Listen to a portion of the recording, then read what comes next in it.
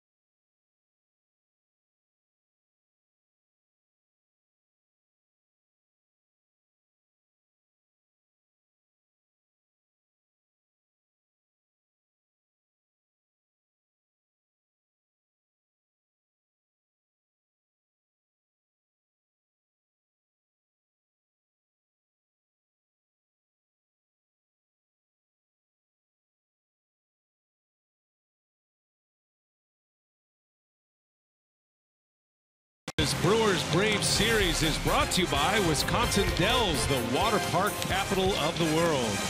87 degrees here in Atlanta. It is very windy right now, and they are expecting some storms to blow through here a little bit later, so we might be fighting the rain. Last night they had about a 90-minute rain delay. The Braves beat the San Francisco Giants last night, while the Brewers were very cozily tucked in their beds after a win against the Pittsburgh Pirates yesterday afternoon. Let's give you the Milwaukee Brewers lineup, turned in by Craig Counsell, Eric Sogard, and Eric Thames back at the top with Domingo Santana. Counsell has Shaw, Pena, and Franklin in the middle of the order. Franklin gets his second start in the last 4 days. Keon Broxton, Orlando Arcia, and Jimmy Nelson will round out the starting 9 against right-hander Mike Foltynewicz, who was on a strikeout binge in his last start against the Brewers at Miller Park. Man, no kidding. The Brewers beat him. That was in April at Miller Park, as you mentioned. He struck out the first 6 of 7 batters. Then the Brewers got to him. He only lasted 4 innings, making career start number 4 against Milwaukee. He's currently 1-1. Last time out, and no decision against Miami. 6 innings, 2 runs for Foltynewicz. Now let's check out the Braves defense, brought to you by Menards. You got Santana, Enciarte, Marquez, Enciarte, very talented out there in center field. Camargo, Swanson, Phillips, and Adams from third to first, and Tyler Flowers behind home plate. Brand new ballpark. Everybody trying to get acclimated here in Brewers camp. And the dimensions, the right field line. First of all, they tell us the ball really travels well. This is turned into a hitter-friendly venue here in Atlanta. Remember, Turner Field was always pitcher-friendly. It's only 325 down the right field line.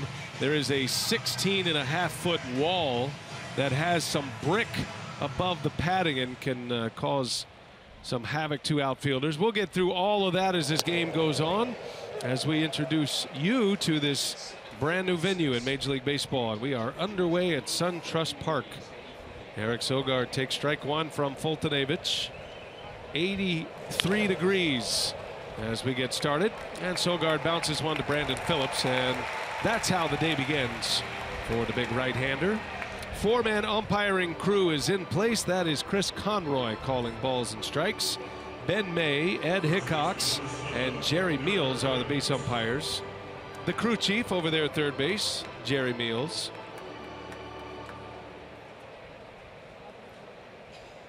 I can tell you the clubhouse is here. All the underneath areas for the players is about as good as it gets. A lot of room to roam around. The batting cages are fantastic. The field surface looks extremely fast. It's in immaculate condition. But just watching ground balls here earlier, the ball was hopping along like it was an AstroTurf setting. It's almost like a putting green out there on the grass in the infield. Very nice, very smooth, cut short. Impressive ballpark. Eric Thames out in front, and down he goes. Strikeout.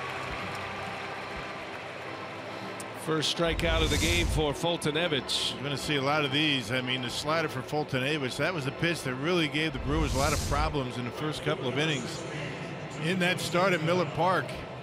Fastball, slider. He'll throw some changeups and curveballs to lefties, but basically against right-handers. Fastball, slider. 2 outs. Here is Domingo Santana.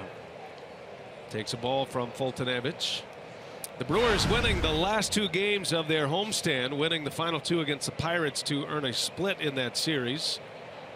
And it was a winning homestand because of those 2 wins. The Brewers go 4-3. Craig Counsell just remains steady. He likes his club. He says they're playing well. They're playing loose. He hasn't seen any signs of tension. They've been able to bounce back well after disappointing losses, and you could certainly consider Monday and Tuesday disappointing losses to the Pirates. But a ball club that starts play today in first place, having won 7 of 10, the Brewers. A game and a half ahead of the Chicago Cubs, who are in Miami tonight. 5 games up on St. Louis, and they send the Pirates out just as they came in. 6 games back. Yeah, Craig Counsell very happy with just about every part of his team's play so far. He'd like to have a little bit more consistency defensively, and not but the spectacular plays have come for him. Sometimes game-saving plays, but on a daily basis, I'd like to be able to clean up that defense a bit. Full count to Santana, and that's down and out on a 97-mile-an-hour fastball. Santana draws a walk and a base runner with 2 outs for the Brewers. Yeah, Foltynewicz's cruising speed about 94, but he was giving Santana a little bit extra because Domingo hit 2 homers against Foltynewicz back at Miller Park in that start in April. Domingo was 2 out of 3 in that game with those 2 home runs. It's a pitcher that a number of these Brewers have seen because of that series at Miller Park in the first month of the year. And that might not sound by much, but this ball club has been a team and been a roster that doesn't have a whole lot of history against a particular pitcher on any given night. Remember that start they had against Clayton Kershaw? Not one guy in the lineup or even on the active roster had ever even faced Clayton Kershaw. A lot of brand new faces. That could be a good and bad thing. I mean, good thing in that really no preconceived notions about guys. I mean, guys coming in with all these accolades and MVPs and, you know, Cy Youngs, and on the flip side of it, you really don't know what they're throwing, but I think it kind of equals itself out. Travis Shaw with a man on, swings at a breaking ball in the dirt, and it's a ball and 2 strikes on Shaw. Travis against Foltynewicz. First look at him this season and in his career. Wasn't in the lineup on that day back in April, so he's one of the few that are learning all of this. And he's a guy that is tough to get a handle on early. Big strikeout pitcher, picks up a couple of Ks in the first inning, and we're off and running in Atlanta. Jimmy Nelson on the mound for the Brew Crew.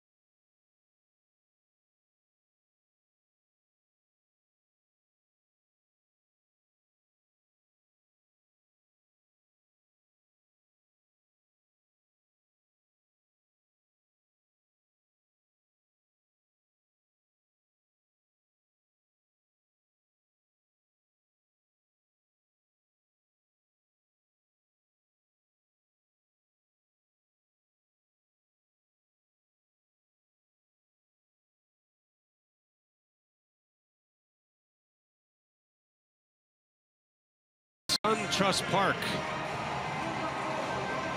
And there is Brian Snitker, got the full-time job after taking over as the interim manager. Long-time organizational coach and manager with the Atlanta Braves, and rewarded with the managerial job. He's done a good job with this rebuilding ball club that's getting closer and closer to competing in their division. Right now they're 4 games under.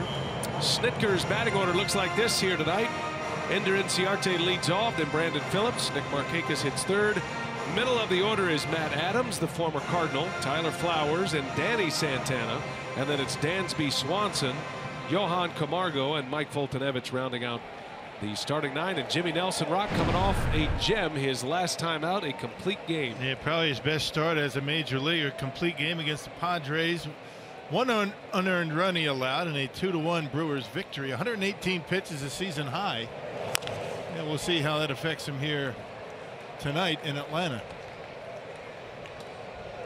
Well, Nelson in that game, not only was it important for him to finish because he had not done that at the professional ranks, he had a number of complete games as a collegiate pitcher not too far from here at Alabama, University of Alabama.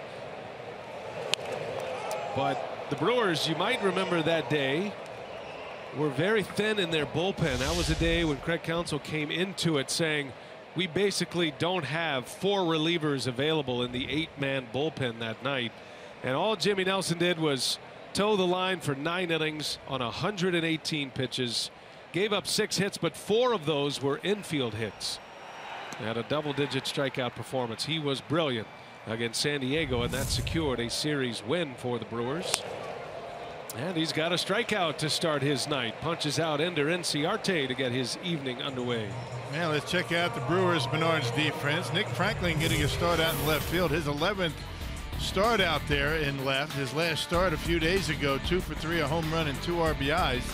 Broxton and Santana round out the outfield. Shaw, Arcia, Sogard, and Thames in the infield, and Manny Pena behind home plate. Well, Franklin finding his way into the starting lineup. His last start was a productive one. He had 2 hits, including a home run, opposite field home run. You don't want that bat to get too cold, and Counsell trying to make sure he's in there as Phillips on the first pitch sends one high and deep left center. Franklin being challenged, and it is gone. Wynn must have caught that on some level, because Phillips, when it left the bat, gave you the look. He knew it was out, and then all of a sudden he started running faster, but it had enough to clear, and the Braves are on the board. Solo home run by Brandon Phillips. Well, if you look at the flag out there in right center, it's blowing really stiff out there toward left field, and not exactly sure how the wind is, affects the flight of the baseball in these stadiums. But once again, Brandon Phillips, how many times have we seen him ambush fastballs early in the count? That one just able to carry out into left field. Braves on the board. That guy is a dead red first pitch fastball swinger, and he got one there. Done a lot of damage to the Brewers over the years, his years with the Cincinnati Reds. That was the 24th career home run for Brandon Phillips against Milwaukee, and for this season, Phillips his 6th of the year. Now 25 runs batted in. Nick Markakis now with 1 out. Ball carrying better here than it did in the old ballpark. I always felt that was a pitcher's park, but you talk to pitchers, they just say, no, it was fair. That's when you know it's a pitcher's park, when pitchers say it's fair. Yeah, right. But it took a lot to get it out of Turner Field. And hitters just say it's a big-time pitcher's ballpark. I mean, it's tough to hit him out of that ballpark. But again, I mean, they tell us that the jet stream is from center around the right. That one to left looked like it had some carry on it. In the heart of Cobb County now, in the suburbs. Braves no longer playing in downtown Atlanta, and there is a walk. Nick Markakis is aboard.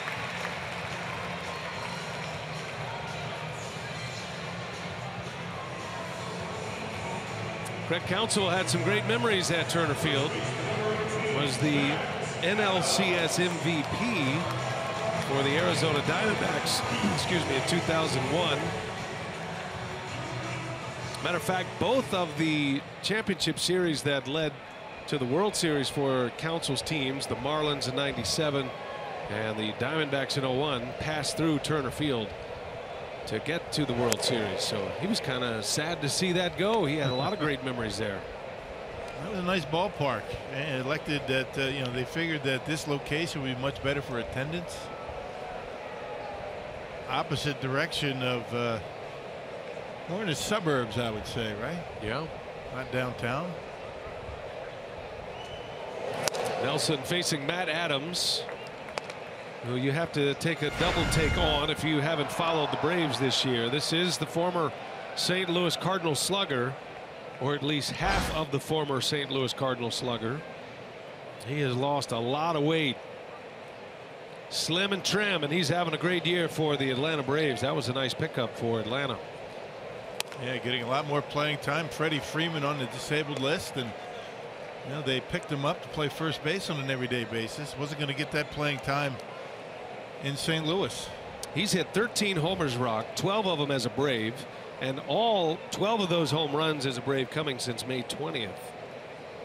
A bit of a surprising trade, but it didn't look like there was much playing time for Adams, who sends one into the gap in right center.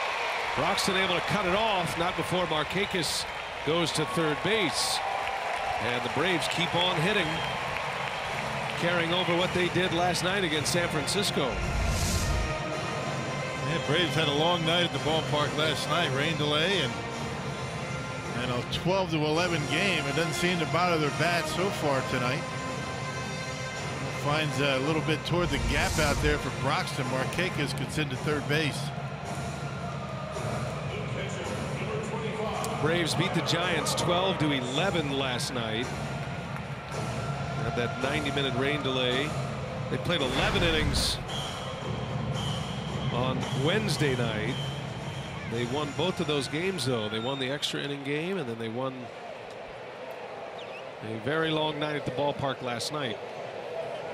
So Atlanta 34-38, second in the National League East behind the Nationals, who look like a runaway train right now. There's strike one to Tyler Flowers.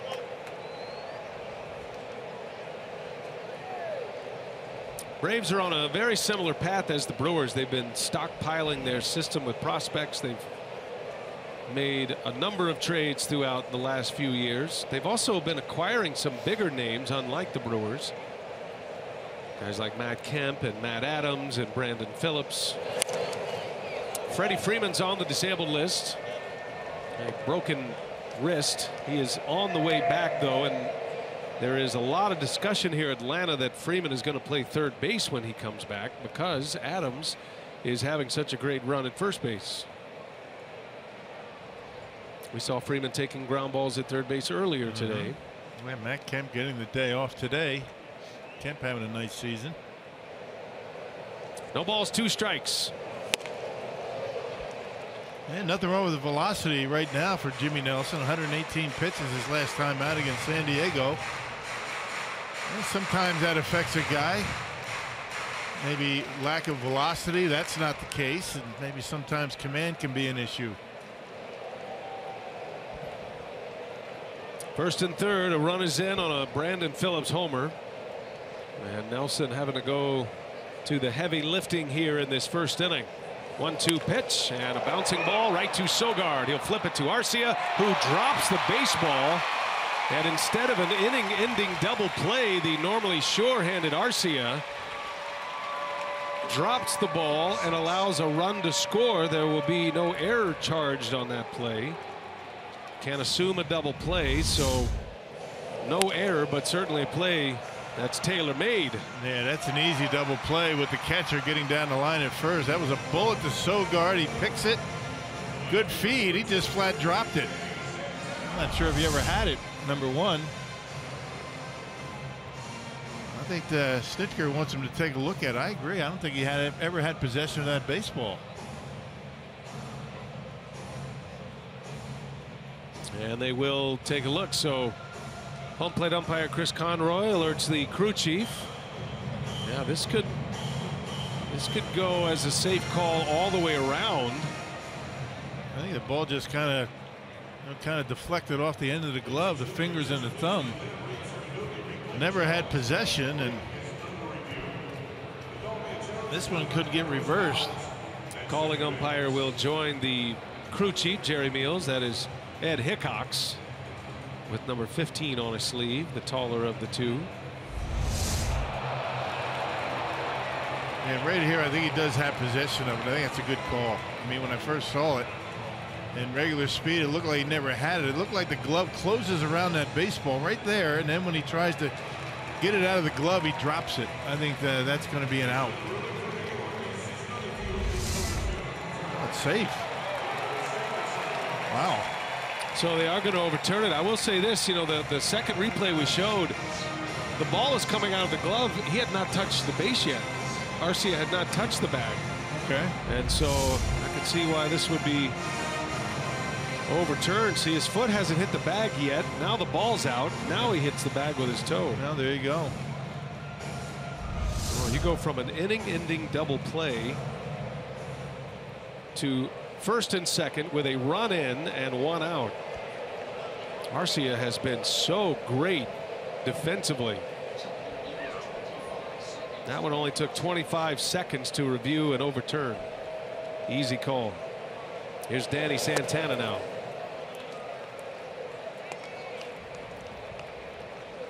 I got a sense Craig Counsell was a little on the cautious side with the praise for Arcia after that amazing play the other night. Not for any other reason. He certainly wants to give Arcia his due, but you got to remember this is a very young player, and I think Craig Counsell, who always hedges on the more moderate level of praise and negativity. Wanted to make sure that there wasn't so much publicity about that play, but you couldn't stop that train. No. After what Arcia did to win the game the other night. It was a great play, and it turned out really great, but that was because of the play by Eric Thames at first base. Now, if that ball got by Thames and a run scores, we're having a different discussion. We've been talking about that the last couple of days. You're right, and that would have certainly been, it would have been an error, could have led to the tying run. So you got to keep all that in perspective. As great as Arcia been, and he has made some plays this year that have been eye-popping. Still trying to bring along as best he can a very young player, and a lot of those responsibilities belong to Carlos Subero, the infield coach of the Brewers, and I'm sure he's had a lot of conversations with Arcia. Fly ball into left field. Franklin coming in, he's got it, and the second out of the inning. So if you weren't with us and you haven't been on social media and you haven't seen it, this was the play that ended the game in Milwaukee, and that pick by Eric Thames was significant as well. Yeah. And tying run was at second base with 2 outs. I mean, everybody was just happy that he got to it and kept it in the infield. Kept the tying run from scoring, but he wasn't happy with that. He spun around, and a great play by Thames to get the in-between hop. Made that the play that we're talking about. And as we've seen year after year with young players like Arcia, who's only 22, it's all about the routine at this point for his manager. And he does make the routine plays most often, just not this time. And all these extra pitches for Jimmy Nelson in the first inning. Yeah, extra pitches and a run.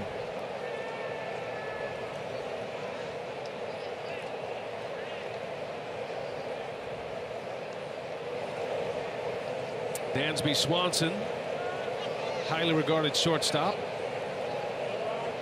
We got 2 of the best young shortstops in the game in this matchup this weekend.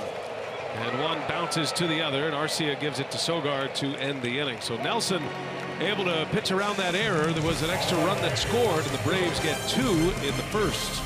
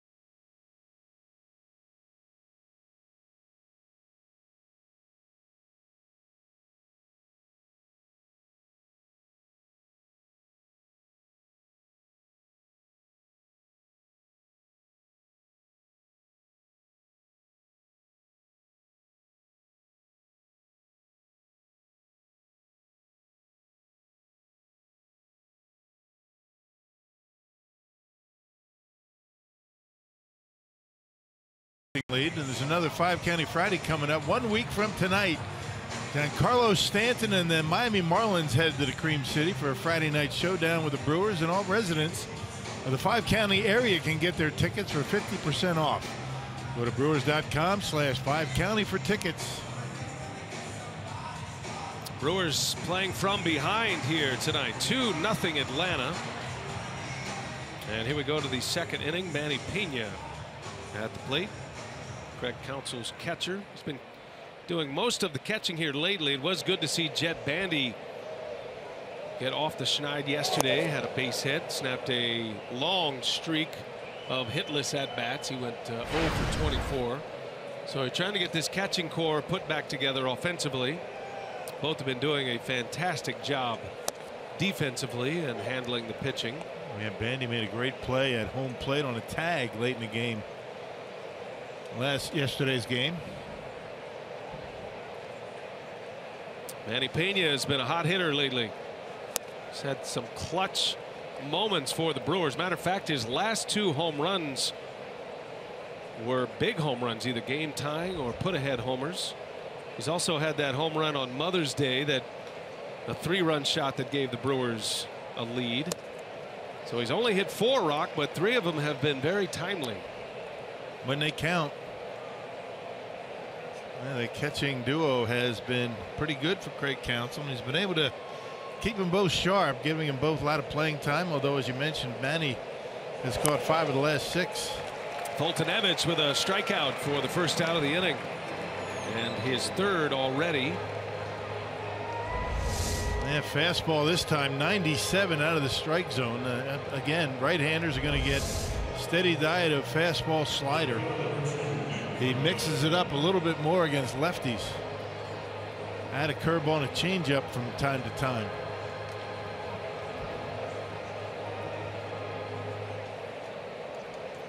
Nick Franklin now. Switch hitting left fielder tonight for the Brewers. He is a super utility man. You give him the super label because he can play outfield along with infield. That's all it took. All those years you played, that's all it took. And he's ready to catch. He will do that on occasion. You'll see him out there warming up pitchers. He is the emergency catcher. He's got like a full bag of equipment and everything. Got his own gear. Shin guards, got his name on it. Yeah. Not a mark on it.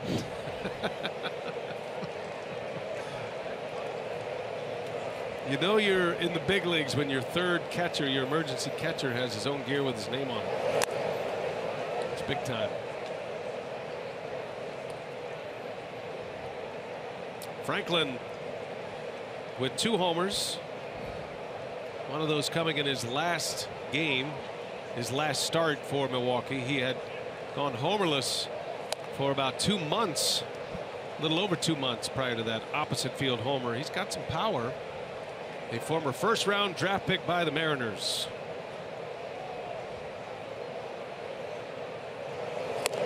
Little half swing. Did he go? Yes, he did. Jerry Meals says so. 3-2 the count. Yeah, very personable guy, Nick Franklin. Always wanted to have a conversation around the batting cage. Always got a smile on his face. Why not? Why wouldn't you? Happy to be in the big leagues. He was released by the Rays, and the Brewers were able to pick him up. A new lease. There is a connection there with Brewers assistant general manager Matt Arnold, who is with the ball club this week. Arnie. And he's always liked Franklin. He likes the fact that he expanded his game to the outfield as well. He had been second baseman, shortstop, third baseman, mostly at second base though. And a line shot, base hit right back up the middle. Good swing by Franklin. And the first hit for the Brewers against Foltynewicz. Yeah, without a doubt, he has a good swing from the left side. He has struggled a little bit as a right-handed batter. That fastball right down the middle, no movement whatsoever. And Franklin barrels it up. Hey, that was fun chatting with Matt Arnold on the bus to the ballpark. You know, the ballpark from the hotel, what, 6 miles? It took us 55 minutes. It was a lot of conversation, way more than Matt Arnold signed up for. Yeah, he was ready to move to the back of the bus. But yeah, 6 miles, 55 minutes. Took a while.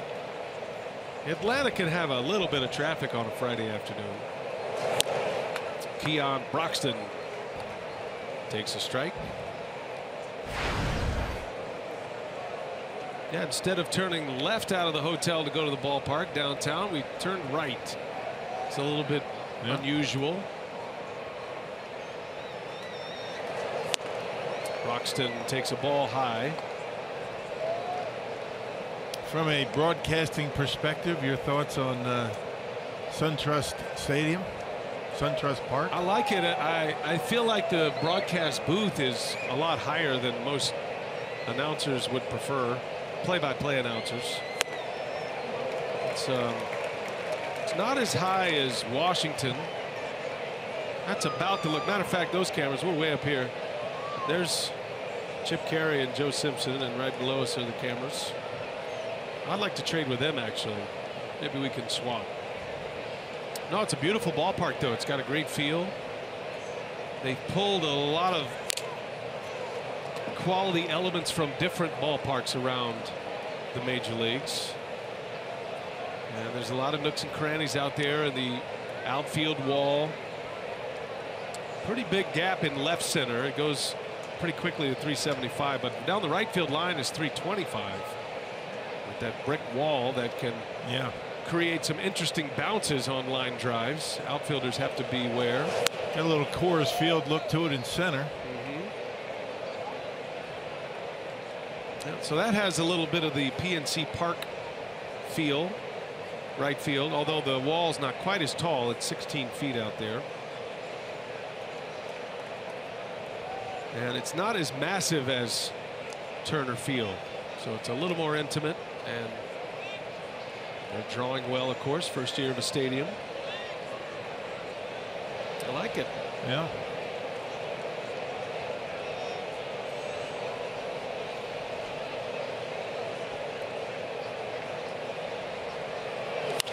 Broxton on the ground to short.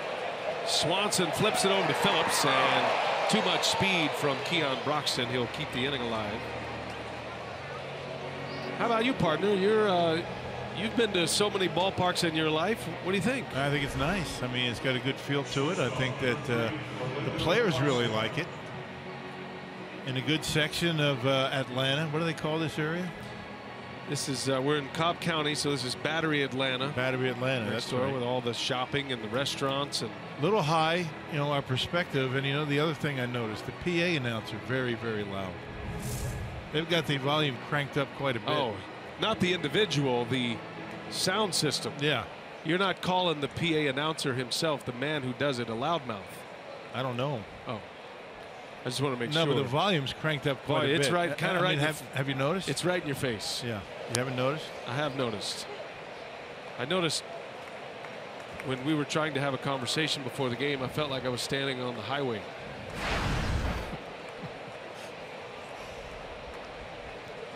But yeah, kudos. Nice ballpark.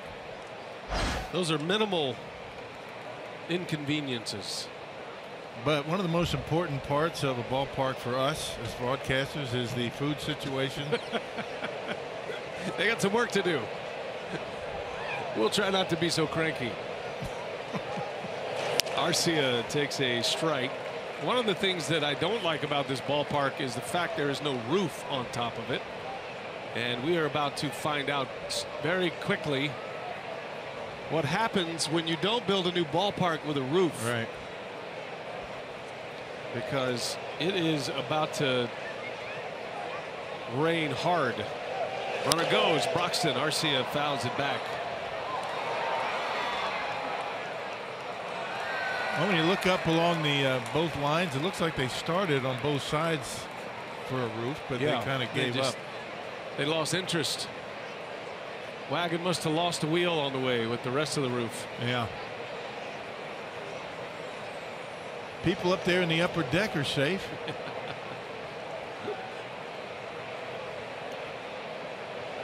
Oh, and 2 the count. And Arcia takes snap throw to first. Broxton is back. Brewers are down 2-0. 2 first inning runs. Costly error in the inning by Orlando Arcia.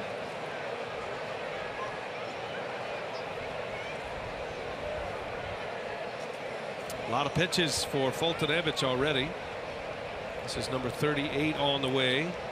And Arcia, center field. That is going to fall. A base hit. Broxton racing to third. The throw comes in late. And now Arcia will retreat to first. Yeah, good idea. Orlando gets back to first base because they were ready to make a throw to second. With 2 outs, Broxton able to get a nice jump. Gets into third base easily. Nothing else, you clear the pitcher for the 3rd inning. Arcia off the end of the bat, able to dump it in front of Enciarte, and Keon Broxton runs really well. Able to get in there safely. He keeps on hitting. Arcia has got the average up over 265 now.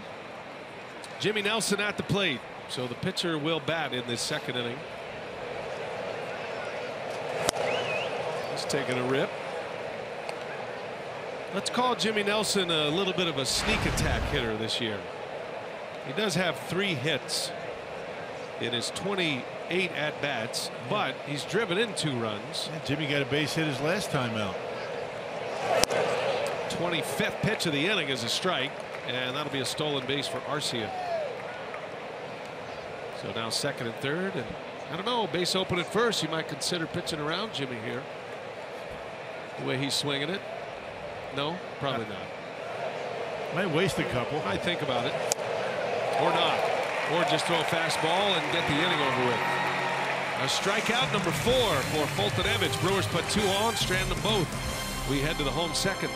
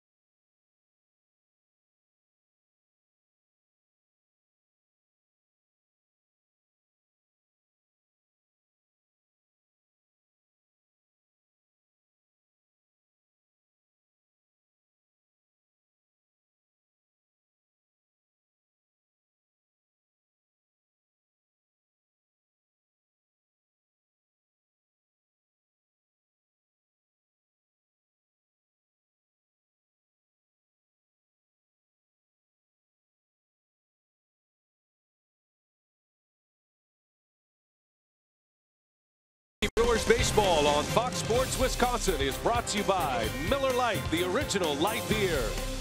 By Hupy and Abraham, voted best, rated best.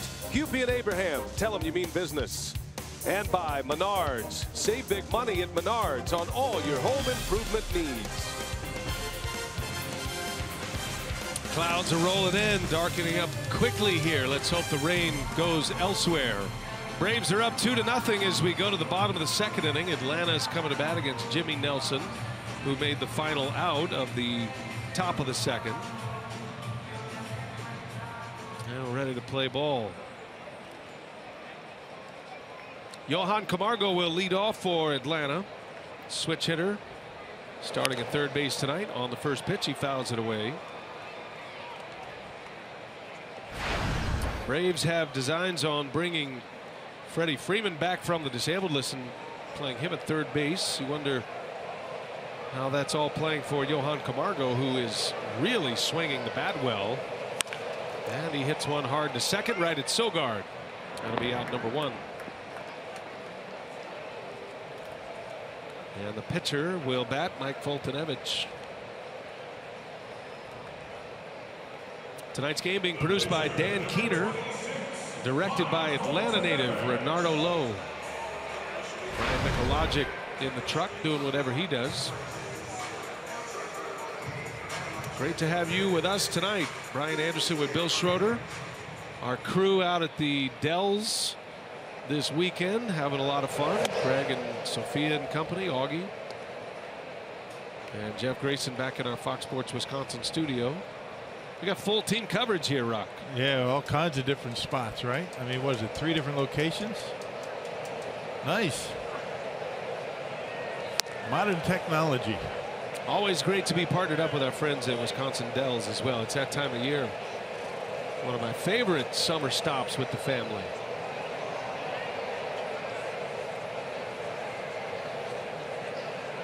One ball, one strike on the pitcher, Fultonevich, and a swing and a miss, 1-2.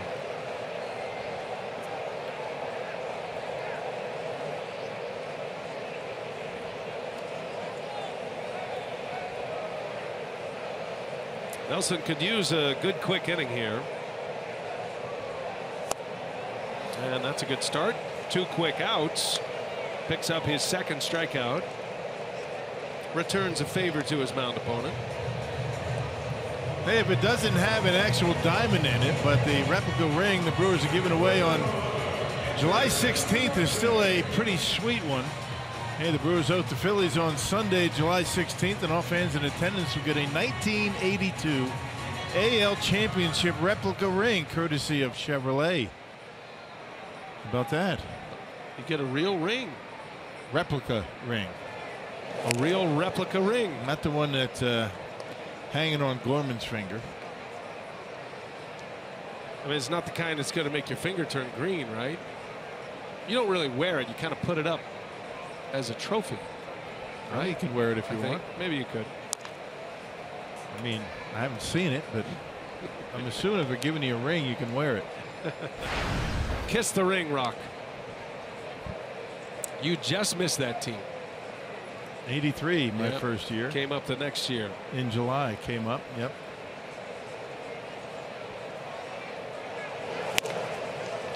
Jimmy Nelson, a strikeout to end the inning. Nice 1-2-3 second inning for Jimmy. 3 Ks. Here we go to the 3rd. Eric Sogard and Eric Thames ready to lead off. Brewers down 2-0 in Atlanta.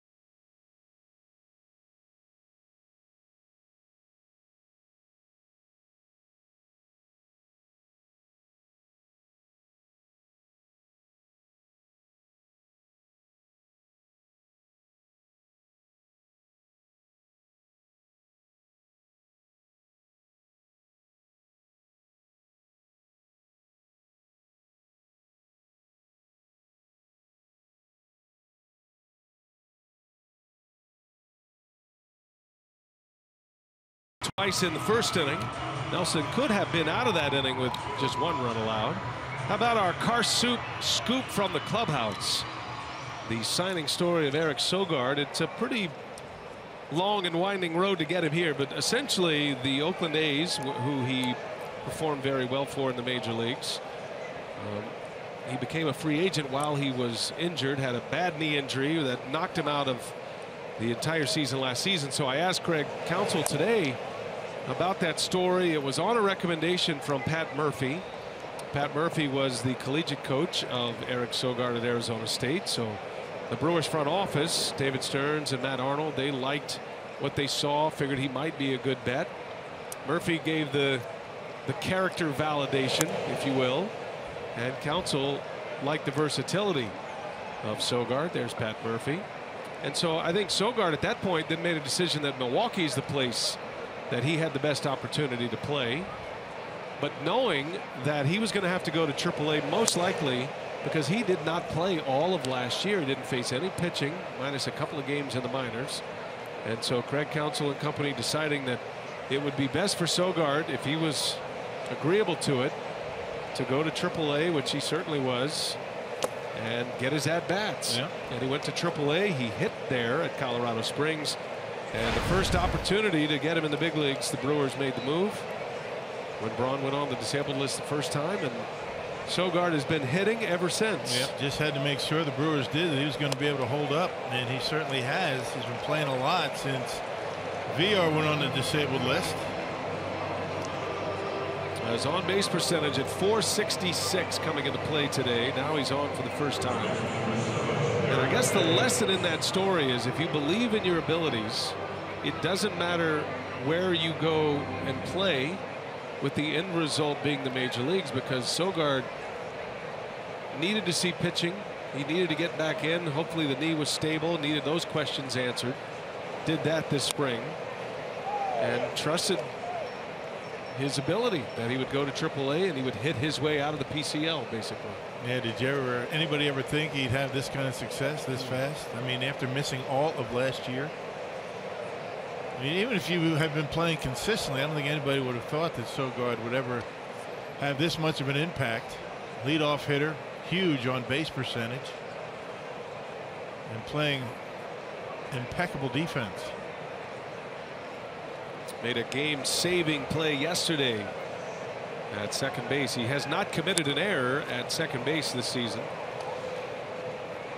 Craig Counsell was saying before the game, when asked about Sogard, did you see this coming? And obviously the answer is no, but you would say that about any player he was quick to put context to, because hardly anyone, any second baseman in the league, is going along as well as Eric Sogard is right now for an extended period of time. And he referenced not only the on-base percentage, which is up over .460, but his overall OPS, when you add the slugging percentage, is up over 1,000. So he's been getting his doubles. He's hit some homers and getting on a ton. What a story. And main objective for leadoff hitter, and a simplistic way to put it, get on base, score runs. That's what he's been doing. Scoring a lot of runs. He's been on base and forcing the opposition to pitch to guys like Thames, Santana, Shaw. 2-2 to Thames, and a call. Strike three. Thames is rung up. Home plate umpire Chris Conroy rings him up for the first out of the inning and the fifth punch out for Fultonevich. Yep, setting up on the inside corner. Looked like that had some late tail to it, catching the edge. That was a good pitch. Can't give up on that pitch. Starts off the inside corner to a lefty. First out of the inning. Now Santana will bat, who reached on a walk his last time up, and that hit him.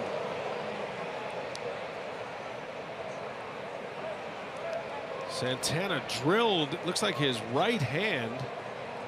Couldn't tell exactly where it got him.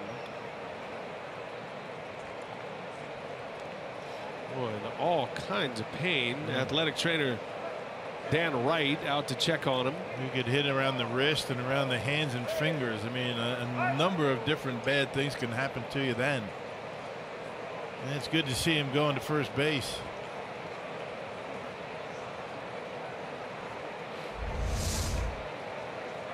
Pitch in on him. Oh, on the elbow. Elbow, yeah. So the tingling in the hands because of the strike to the elbow. Funny bone, maybe. See that reaction by Travis Shaw in the background. He knows. That is Santana's throwing arm. He went on the DL twice last year with elbow and shoulder problems last season. Let's hope he's all right. Says it got him, looked like he's pointing at the forearm, got him in the meat, so hopefully he's okay. 2 on now, 1 away. Brewers have a chance. One of their best hitters at the plate, Travis Shaw.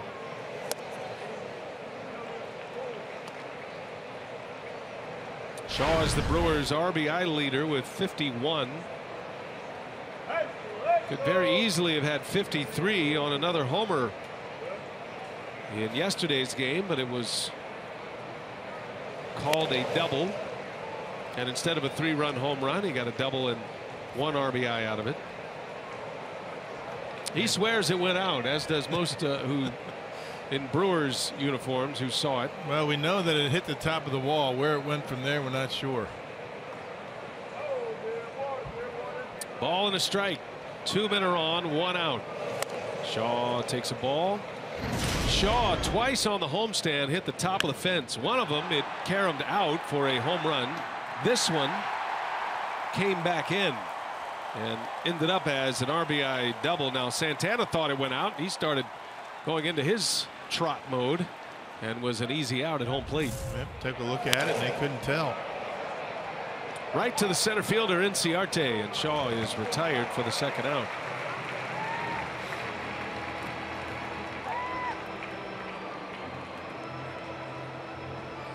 Now the further you get away from the moment, though, even though videotape exists, when you're telling stories and you're playing dominoes on the front porch, you'll say, I was robbed of a home run. Everybody saw it go out. They just took it away from me. Yeah, dominoes.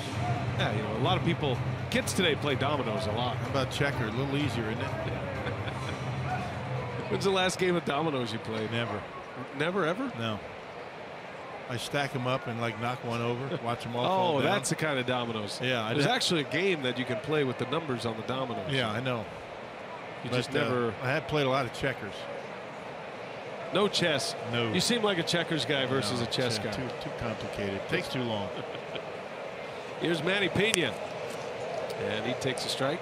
How about cribbage, or what was your favorite clubhouse game to play? We played bridge, actually. Yeah, I was in the C game. There was an A, B, and C game. Oh, really? Oh, yeah. I didn't know they ranked them like that. Yeah. Yep. Molitor and Simmons and guys like that were in the A game. Oh, it wasn't based on your playing ability. Yes, it was. I mean, that's exactly what it was based on. The playing ability of the particular game you're playing. Right. Not baseball playing ability. Oh, I thought maybe the celebrities. How good of a bridge player are you? That's how they determine what game you're in. I was in a low-level game, just like in men's hockey. It just kind of worked out that the same level of bridge player is the same level of baseball player, maybe. 0-2 to Pena. And that's a foul tip, which is a strikeout to end the inning. Pena doesn't agree. Well, these are not reviewable.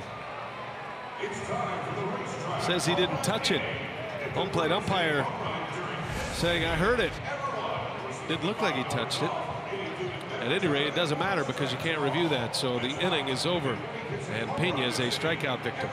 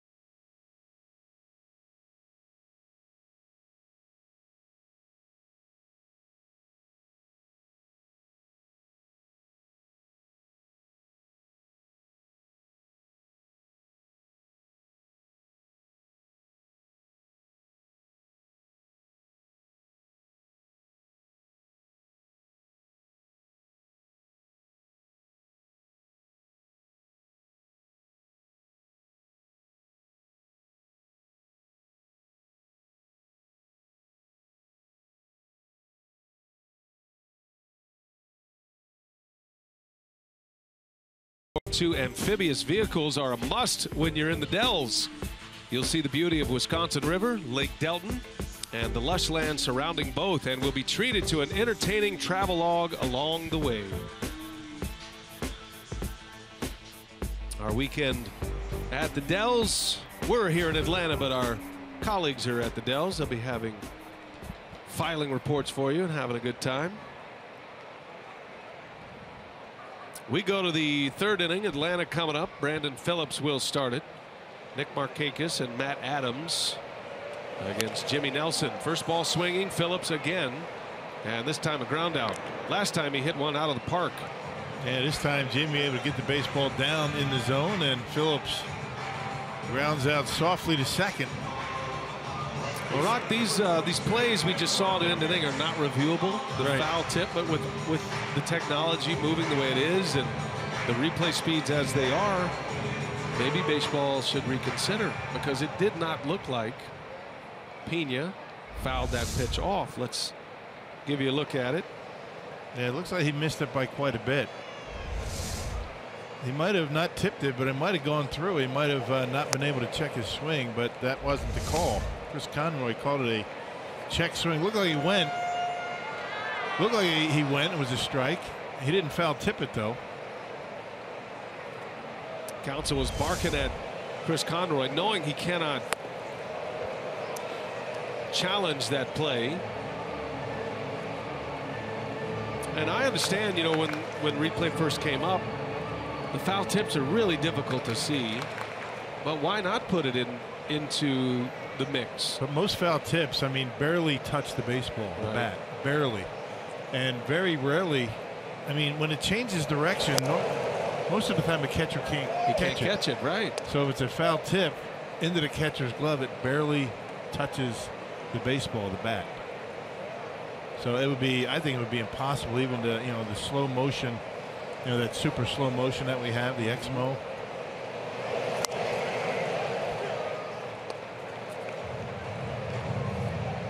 I'm sure Pena having a long discussion with him. Now, umpires certainly using their ears more than their eyes in a spot like that. You're listening for that double hit, the tick of the bat, then the pop of the mitt.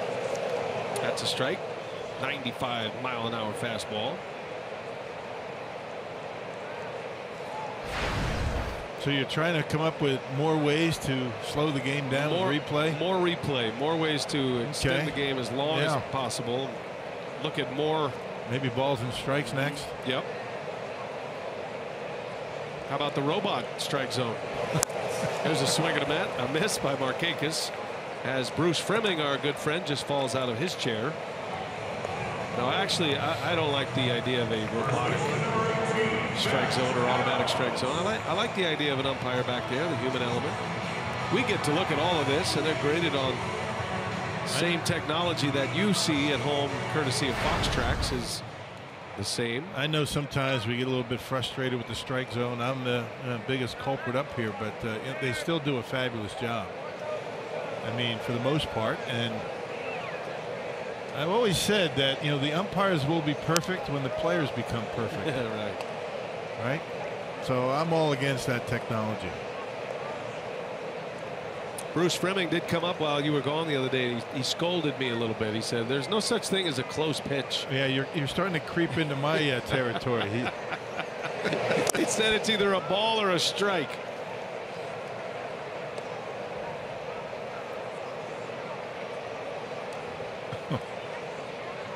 He keeps us honest.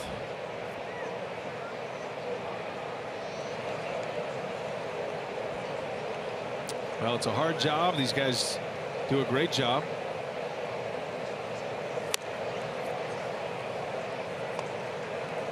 Best officials in all of the sports, the Major League umpire. There's no repetitions. You know, there's no call in baseball. They have to make a call no matter what. Ball, strike, fair, foul, safe, out. Can't eat your whistle is what you're saying. Right. All the other sports, you just kind of don't call anything if you're not sure. 2 outs. Matt Adams at the plate. 3-1 the count. Brewers have a shift on with Adams up there. And it's ball 4. So Nelson, who had retired 7 in a row, issues the walk. Hey, time's running out to cast your ballot for the 2017 All-Star Game. Head to brewers.com/vote and cast your ballot. Up to 35 times to help send your first-place Brewers to South Beach for the 88th annual Midsummer Classic All-Star Game in Miami this year. Cubs are in Miami tonight. We're keeping an eye on that one for you this evening. Chicago won big last night, answering the Brewers win earlier in the afternoon. Brewers have a 1.5 lead on the Cubs starting play today.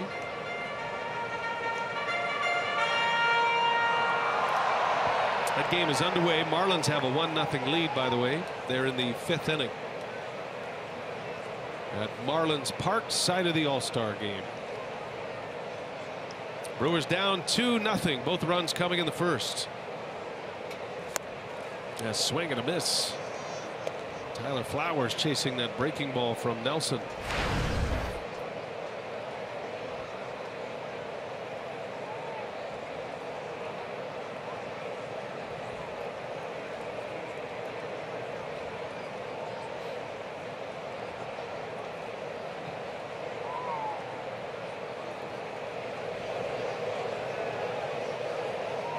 Oh, 0-2 the count. Flowers doesn't bite this time. Flowers, the everyday catcher. Kurt Suzuki is the other Braves catcher. Veteran backstop. Excellent handling a staff plus defender. Foltynewicz has much better numbers ERA wise with Suzuki behind the plate compared to Flowers, but it is Flowers who gets a call tonight. Matter of fact, there's about 3 earned runs difference between Flowers and Suzuki for the pitcher, Foltynewicz. A lot of that has to do with who you're facing that particular night. I mean, one of his worst starts came against, the Washington Nationals. I don't care really who's behind home plate when you're facing that group. Allowing 8 earned runs in that game. Flowers was back there for that one too. That was Foltynewicz last road start. That's a pop-up. See if it stays playable. There's hardly any room over there, and that'll end up in foul territory. Yeah, very small foul ground here at this ballpark. Helping the hitters.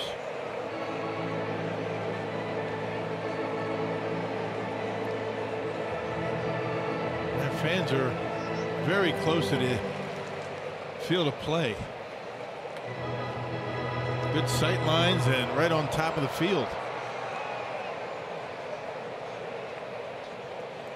Definitely has a more intimate feel than Turner Field, which was originally the Olympic Stadium for the '96 Summer Games.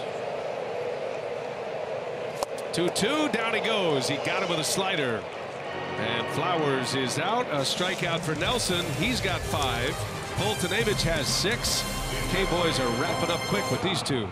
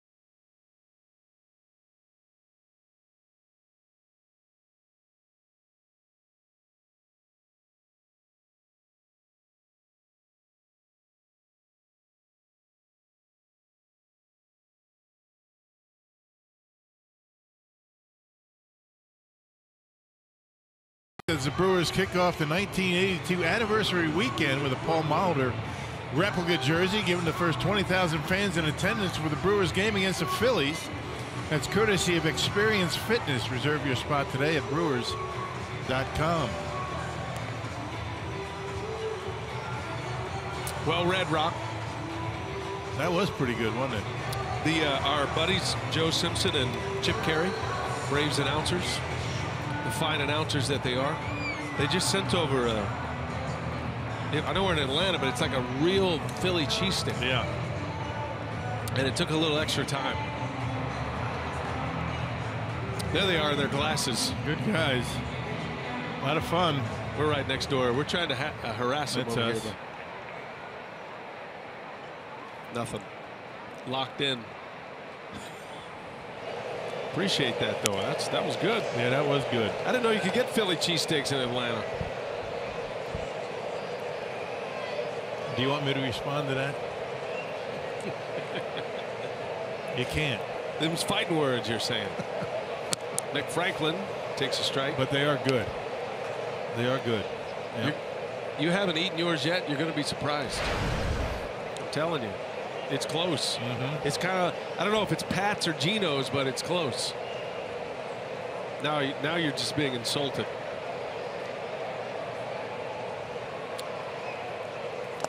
Franklin takes a ball low. You see, Rock's from the Philly area. He's from New Jersey, but he kind of calls Philly home. So anything comparing Philadelphia to anything else around the country is blasphemous. I don't call Philly home. I see a lot of family when we're in Philly. There's a strikeout. Fultonevich just keeps racking them up. That's number 7. Closest spot, that we go to Trent, New Jersey. How are we looking on the weather? So I'm from the south. I think it's going to miss us. And what's happening, it's moving really fast. Yeah. The clouds are moving fast, which is a good sign. If those clouds stop, we're in trouble. That's my unprofessional evaluation of the weather situation here. I'm sure we have a lot of professional weather forecasters in our listening audience that can help us out. Although I will tell you, it's really dark over there above the grandstands along the first base line. And I know it's starting to get a little bit darker because it's night. Don't give me that. I was going to say the sun has set. I knew where you were going. Broxton takes a strike. It's our first trip here into, what's the name of the stadium? SunTrust? SunTrust Park. There's a lot to look at. It's very distracting when you're in a place for the first time. For us. Trying to check all of it out. I'm always curious to see how high foul balls will get. I gauge our booth's level on if we ever see a foul ball, and I don't think we're ever going to get a foul ball up there. Unattainable. I think we are in the no zone. So no gloves necessary in the booth. Broxton sends one deep to center field. Inciarte on the run. This is up. This is gone. Keon Broxton with a booming home run. And the Brewers are on the board as Broxton belts number 12 of the season. I tell you, when he gets that ball down in the strike zone, look out. I mean, he puts a nice swing on that baseball. Had to count his favor, a 3-1 pitch. I should say a 1-2 pitch, and he drove it on out of here. Check this out. He wanted it up. They didn't get it up there. That was around a little below the belt, and he gives it a ride. Well, that's the hot zone for Keon Broxton. That fastball below the belt. Garcia now with one out. On a 1-2 pitch. Made the mistake. And Broxton is having one of those years with the long ball. He is in a seriously hot streak right now. Hit 2 game-tying home runs on the last homestand. And Garcia doesn't like that call. 0-2 the count. He's a streaky hitter. He'd like to be less streaky, more consistent, but boy, when he is in a hot streak, it is fun to watch. Yep, he will strike out quite a bit, but he'll also give you those big home runs.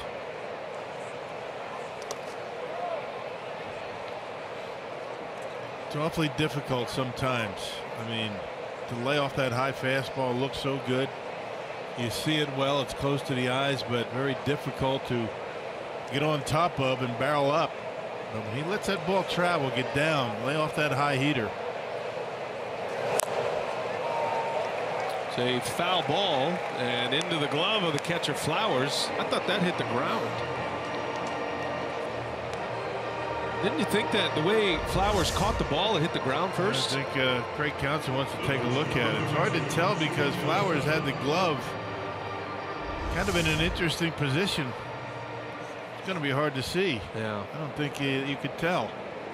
So no review here. Counsell says play on. Arcia strikes out. Here's Jimmy Nelson.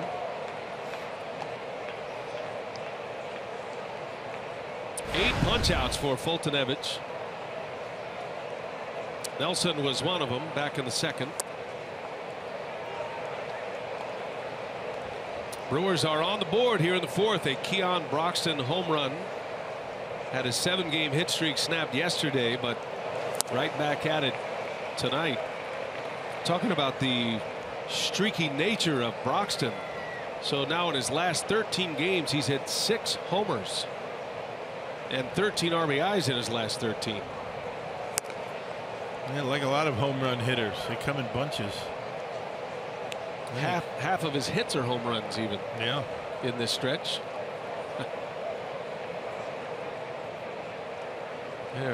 There's some ability over there. Those three guys. I was just going to say the same thing. Some speed, some ability. They all have pretty much the same physical attributes. Tall and thin, can run. A 3-shot of very talented outfielders. Jimmy Nelson shoots one to right field, a base hit. Well, there you go, partner. Yeah, he's swinging it pretty well. Shooting that ball into right field. Yeah, breaking ball that didn't do a whole lot. You're almost doing him a favor. You hang that pitch like that and dumps it into right field. That's hit number 4 for Jimmy Nelson. And a second in as many games, which is now officially a hitting streak. And now to the top of the order, Eric Sogard.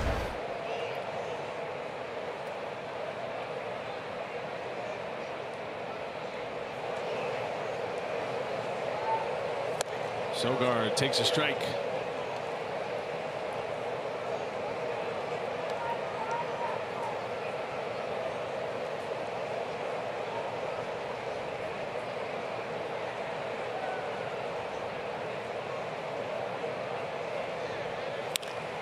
Line shot foul on that 95-mile-an-hour fastball.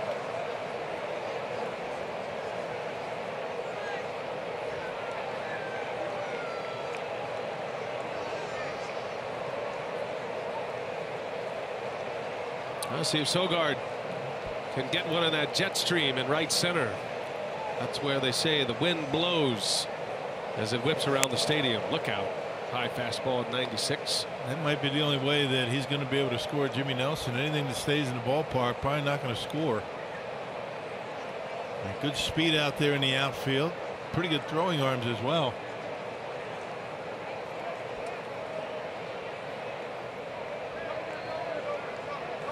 One ball, 2 strikes.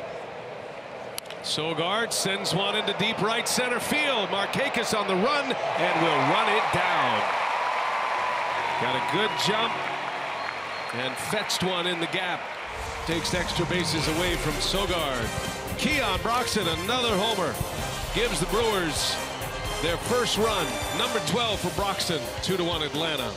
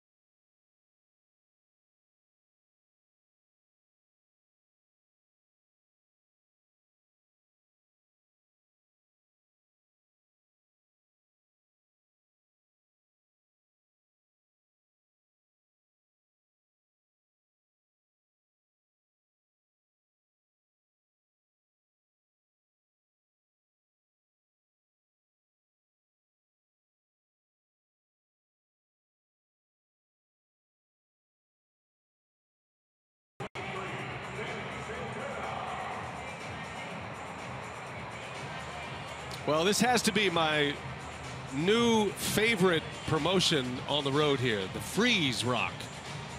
And the whole bit is a fan gets a head start and then the freeze tries to catch him. I mean, that's a significant head start. Yeah, no kidding. I didn't think he had a chance, but he just fetched this guy. Closing speed. Is this instead of the mascot race? I love it. This guy can fly. Looks like a young Davey Nelson. And then down he goes. You lose, sir. Man. The freeze. Has he ever lost? It's a local gas station. He's lost twice, actually. Really? I think he lost on opening day, and everybody was pretty upset about it. The freeze. That's awesome. Is my new favorite Major League Baseball promotion. He wasn't even breathing heavy when he was done. At what point, if you were running in that, would the freeze have to start? Where would you be to have to win in order for him? I think I could beat him if I started in center field. I don't know. I'm thinking in the Braves bullpen. That's right. He can fly, man. He's unbelievable. Great. There's a swing and a miss. Danny Santana.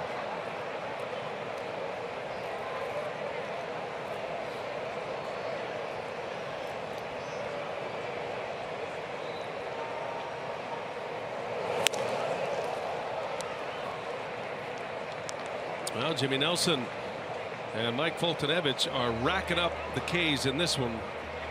That's another one for Nelson, which is number 6.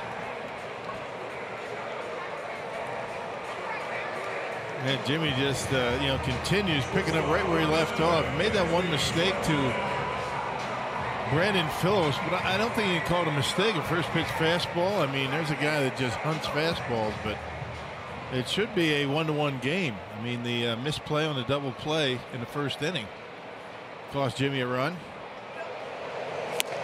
Just dealing right now. Sliders, curveballs, the fastball locating nicely.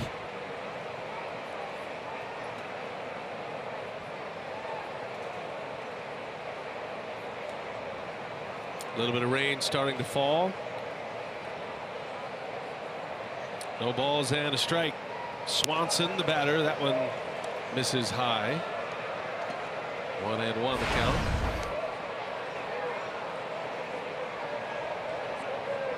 Fans are starting to head to the concourses.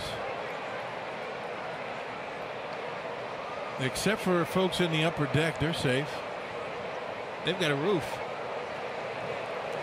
Such a great idea. Little jam shot.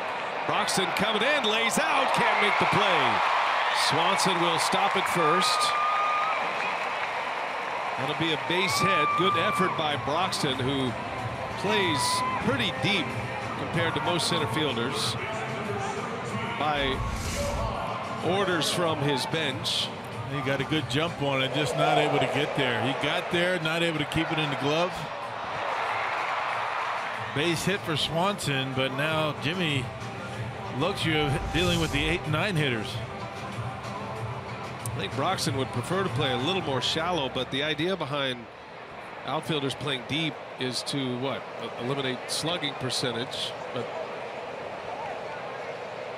it's a defensive philosophy.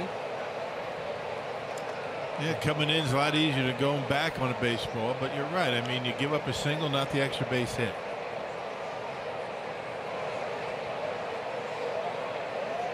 They did that with Gomez when he was here, but it was for a different reason. They were tired of having Gomez run into the wall at full speed. Maybe that has something to do with it. When you're a little bit more shallow, you don't have as far to go, obviously, and maybe the contact with the wall not as dramatic.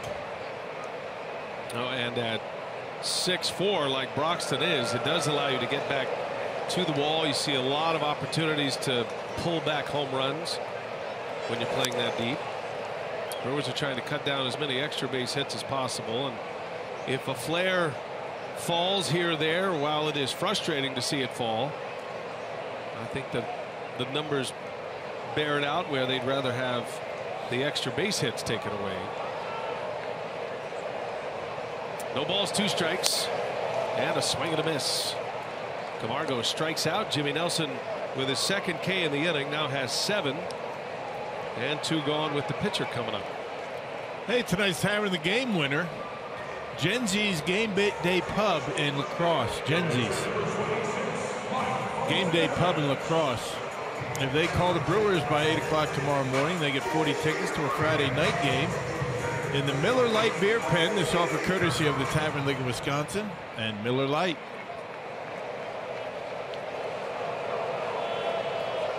So Fultonevich at the plate, and a wild swing and a miss.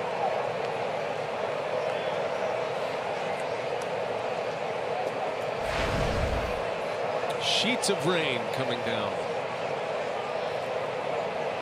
Remember what I told you about those clouds when they stop? Yeah. Now they've stopped. Ground ball coming in. Shaw got time here. And makes a safe throw to first to end the inning, and Nelson has put up another 0. 2 runs in the first, nothing but 0 cents. It is 2-1 Atlanta.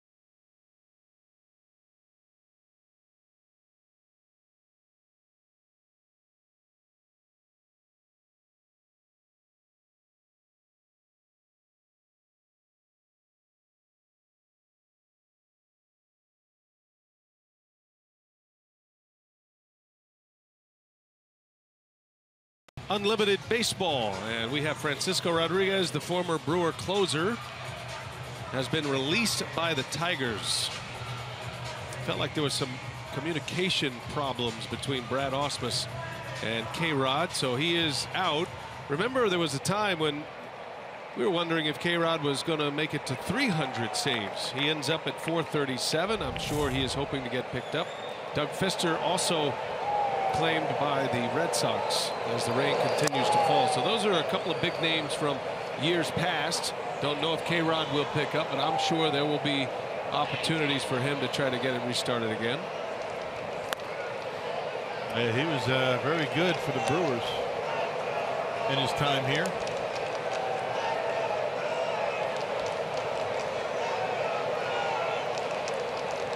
2-0 the count, and Thames takes a ball low. It was interesting between innings, you know, all the rain coming down. Ordinarily, you know, the head groundskeeper would be talking to the crew chief about, you know, what the plan was, what the range were going to be, but there was really no communication of any sort like that. You know, so maybe they are prepared tonight for, you know, this rain. Maybe it will blow through quickly. Our friend Brian Peak sent us a note. He's good at weather. He says it's going to rain for about an hour, and then it's a very thin, fast-moving front. So I think the play here is, as long as we all ignore it, it'll go away. Who's Brian Peak? He's just a friend of show that hit us up on Twitter to let us know what the weather situation's like.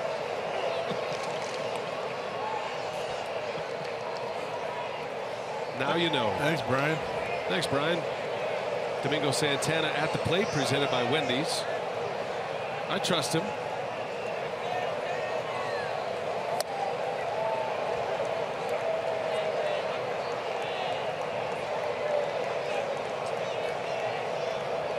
Well, on our way to the ballpark, we were told by our bus driver, Robert, who's very familiar with this area, there's going to rain at 9 o'clock tonight. Also known as James. And and he was right on it. Yeah, he was.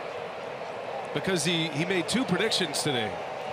When we got on the bus, he said, we'll be there in an hour, even though we only had 6 miles to go, which I thought he was not quite right. And he said it's going to rain at 9 o'clock. And he was right. Yeah. It probably started raining at 8:56. Yeah, right. Close enough.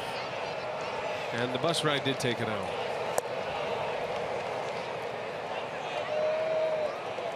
Not sure the bus ever got over 20 miles an hour on the ride today. Just a nice little cruise. Mostly stopped.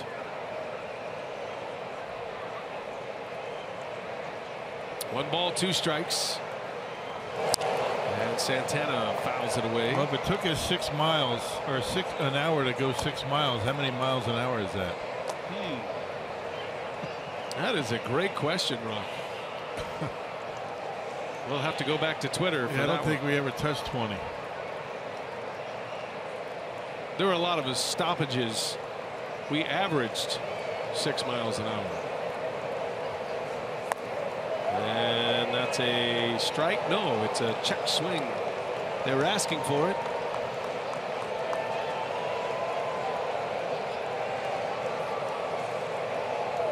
But it's 2-2. Santana homering twice. While Fultonevich in Milwaukee in April.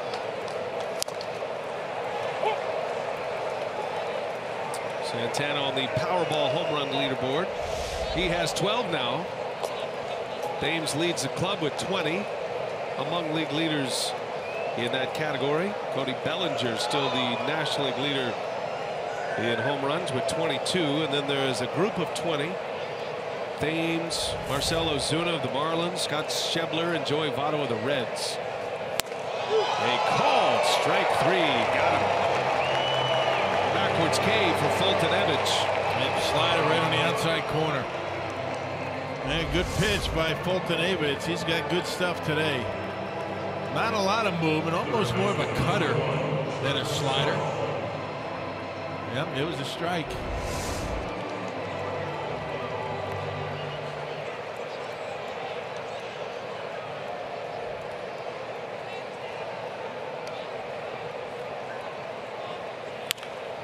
Shaw fouls one away a little bit late.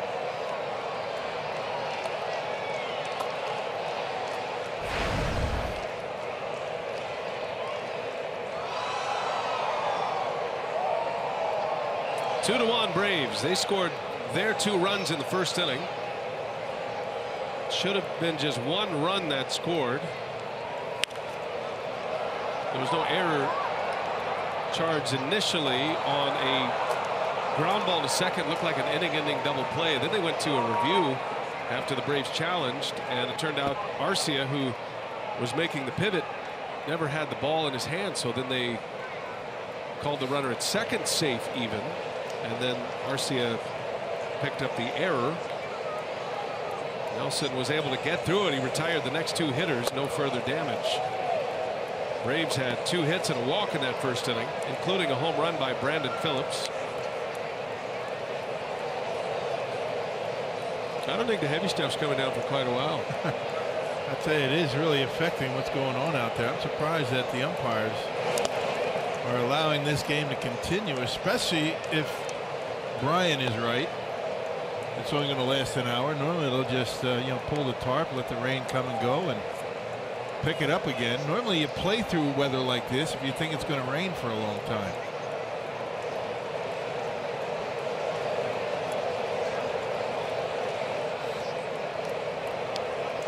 2-2 the count. In the air, high fly ball in the rain. Foul territory. Phillips is over, and he makes a basket catch. Man, that is not an easy play. With the rain coming down, you're looking right into it, and Phillips all smiles, the multiple Gold Glove Award winner for the Atlanta Braves. Yeah, no kidding. I mean, there haven't been too many better than Phillips out there at second base, and he makes plays like that look easy and has a good time doing it. infectious smile. Always smile and have a good time out there in the field. They said I couldn't even see with the rain. But I caught it anyway, because I'm Brandon Phillips. And one of the things they might be doing here is trying to get through the 5th inning to make this an official game. Which is not great news for the Brewers right now because they're down a run. Right.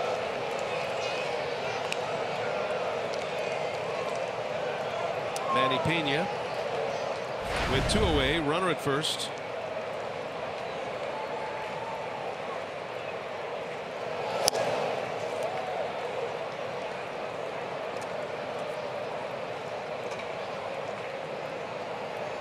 It really is amazing how much rain the Brewers have had on the road this year.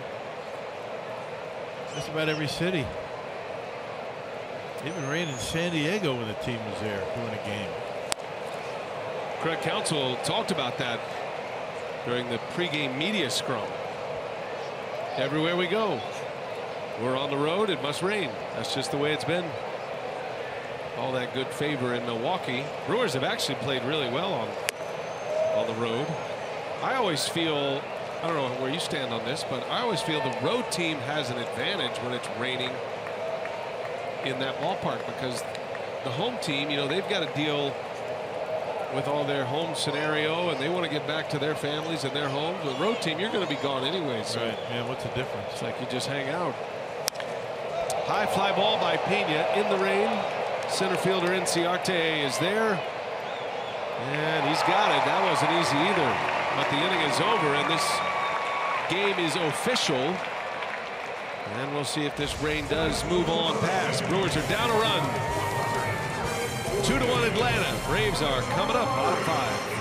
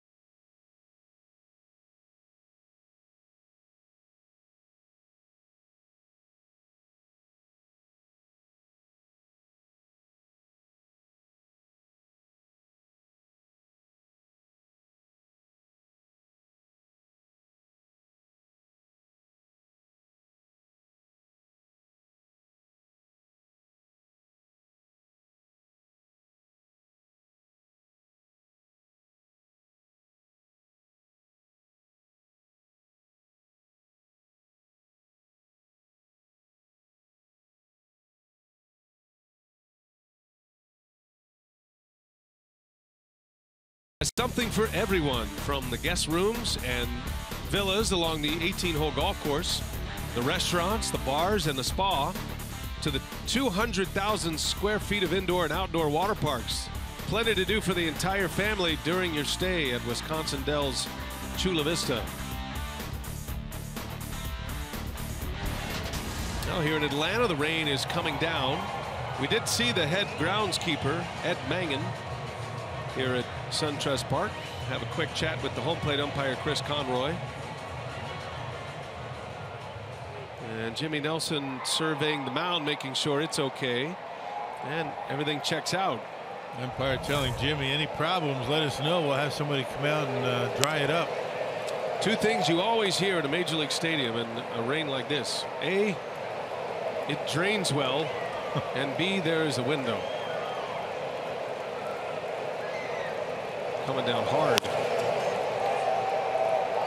Little flare foul out of the reach of Shaw.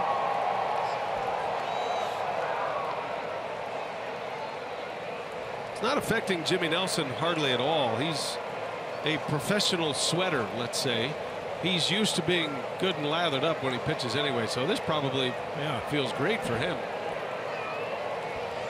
I'm not used to getting sweated on. It's coming down pretty good. Yeah, it is. 0-2 pitch. Swinging a foul.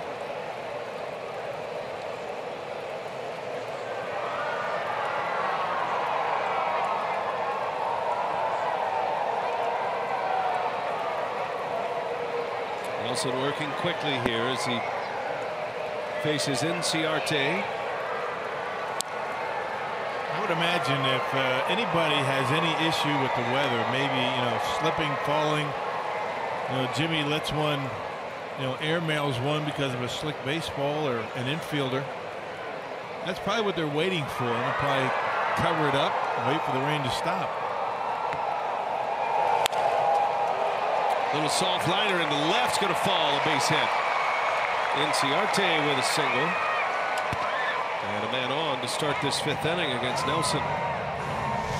Hey, a reminder that Davey Nelson will host his annual celebrity golf tournament in Kohler on the Irish courses. The outing will benefit Open Arms Orphanage in South Africa and Brewers Community Foundation. Confirmed celebrities include Robin Yount, Gorman Thomas, Randall McDaniel, and Jim Gantner, to name a few. Always a great time, a great way to generate dollars for 2 amazing organizations. June 25th and 26th, the dates. Here's Phillips now. Swung at the first pitch, both trips to the plate. A home run and a ground out. Had no choice but to take that one.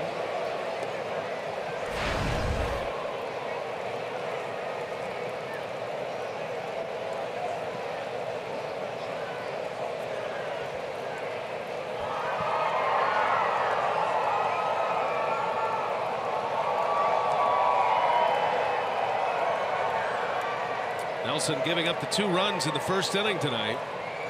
He's put up 0 cents. He is trying to come back after a complete game effort against the San Diego Padres his last time out. His first complete game in the big leagues. Did not allow an earned run in that game. 10 strikeouts.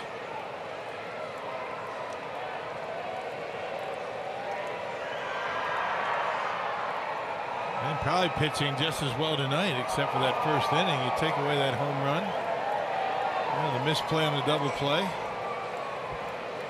Another solid outing for Jimmy. Brewers run came on a Broxton homer in the 4th. If you're just joining us, look out. Tried to spin a curveball in there and looks like he lost the handle. Yeah, Jimmy trying to dry himself off, but he's trying to dry his hands on a wet uniform.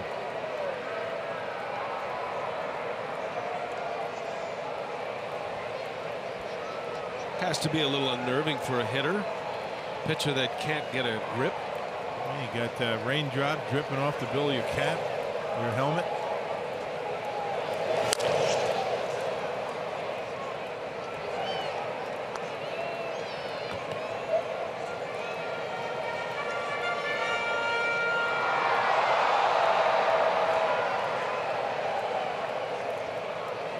Maybe the hardest rain that we've seen in a while for this long a period of time, and they continue to play baseball. Yeah, they must be expecting it to end shortly.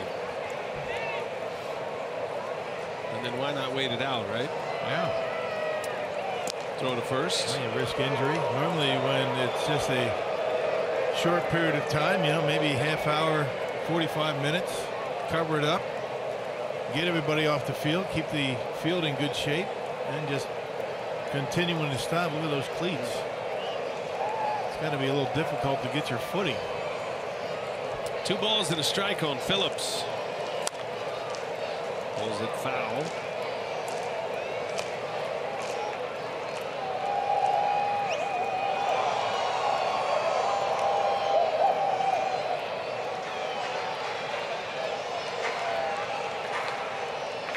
Nelson's from the South. He grew up a Braves fan. Played his college ball at Alabama. He's from Florida. 2 balls, 2 strikes on Phillips. Got a runner at first. Inciarte started the inning with a single. Phillips in the right center, and that's going to get down. That's going to shoot to the wall, and Inciarte all the way around to score. Brandon Phillips is into second base with a double, and an RBI makes it 3-1 Atlanta. They've got a fastball out over the plate. The 2 that Phillips fouled off were down and in. And good 2-seam fastballs. This one, you can see where that one ends up. Outer half up, and Phillips drives it into the gap out there in right center. Yeah, same pitches, but different locations. Didn't get much sink on that last one.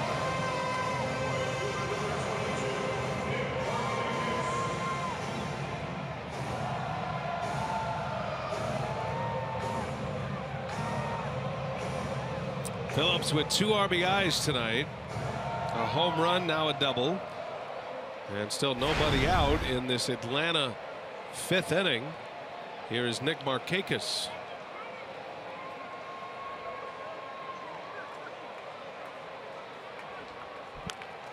On the ground to second. Sogard up with it. And there is the first out. It does advance a runner to third. A 4-3 put out. 1 gone for Nelson in the 5th inning. And Phillips 90 feet away. 2 of the Brewers' key players on their roster going through minor league rehab assignments tonight. Ryan Braun and Jonathan Villar both played in a rehab game in Class A Wisconsin, the Timber Rattlers up in Appleton. Jonathan Villar went 2 for 2 with a double, a walk, a single. He scored a run. He was caught stealing. Good day for Villar with a couple of hits. Ryan Braun was 1 for 3 with a single and a run scored. That first game of a doubleheader in Appleton, right? Yep. Second game underway shortly, if not already. Don't expect to see either one of those 2 in game 2, though. That would be a surprise.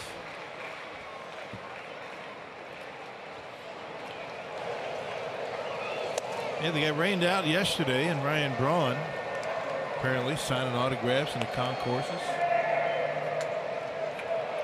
It's good that way. In the minor leagues, when you play double headers, you play back-to-back games. No day-night doubleheader is my point, and you play 7-inning games. Right.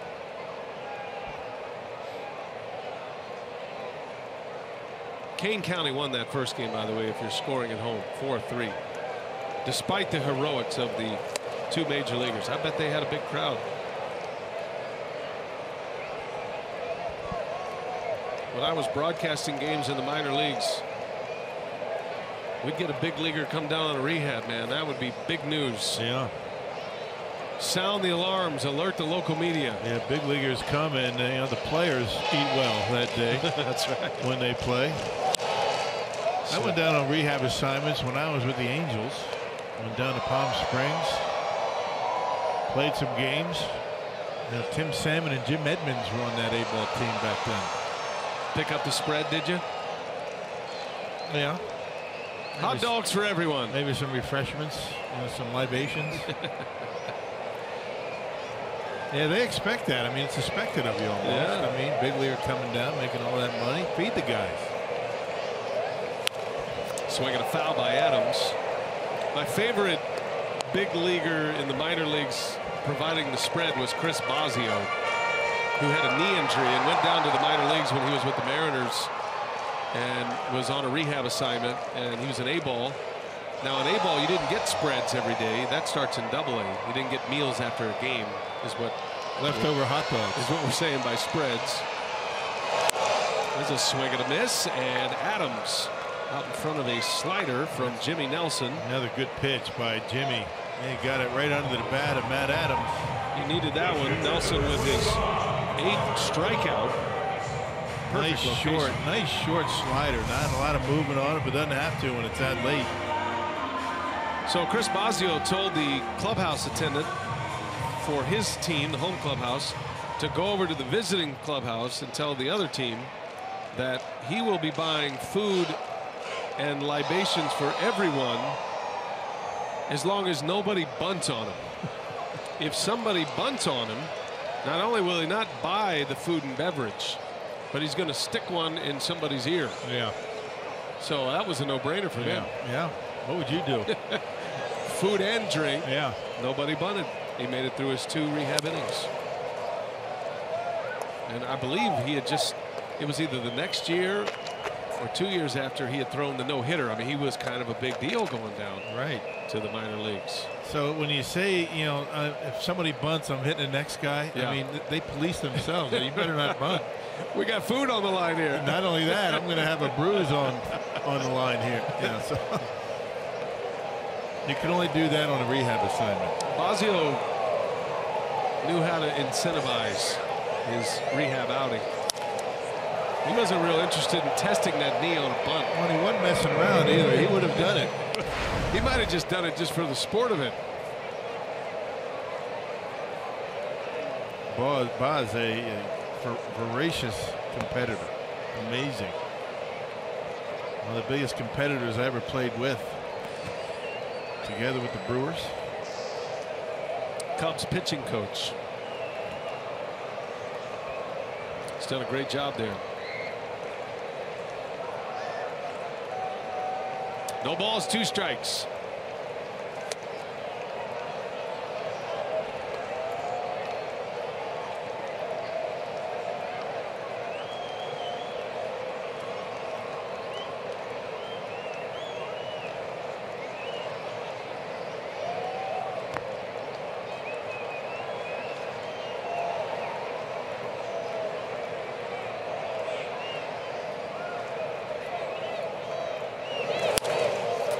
Base hit. That's going to bring a run in. Tyler Flowers, a 2-out RBI single. Nelson had punched him out last at bat with a slider away. Flowers got one he could handle and delivered one to right field. 4-1. And fastball this time again. You know, same kind of an issue. The fastball with Brandon Phillip just stayed up. One of the few that he's left up in the strike zone. Didn't get that sink, and Flowers shot the hole over there. They had him played up the middle. That's a big run. Now a 3-run deficit.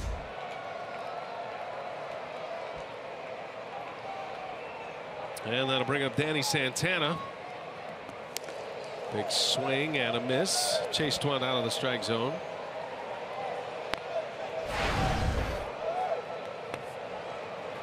Not raining quite as hard. Still raining, but it's manageable now.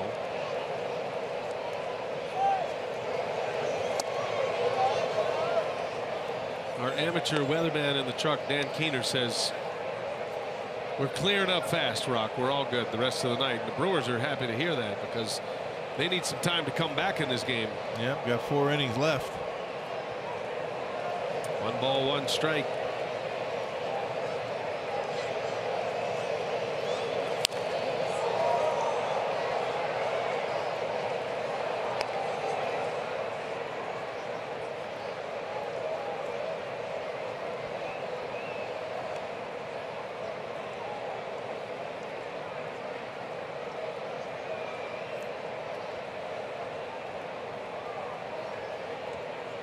Santana, the Atlanta left fielder, switch hitter, 25th pitch of the inning, down and in, and skips away. Pena's throw to second base.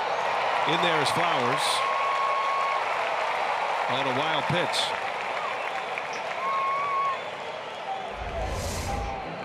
That's that slider. He spiked it. You know, Pena not able to square it up. Kind of a sidearm throw, and Tyler Flowers not all that fast, able to get into scoring position.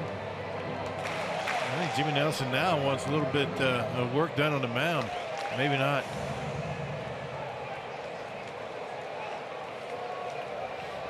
It has been a grind here in the 5th. Braves have scored twice. RBIs from Brandon Phillips and Tyler Flowers. Nelson's spot in the batting order is due up 4th. Counsell trying to get him through this inning, but can ill afford to go down anymore. Could be his last hitter. 3-2 now.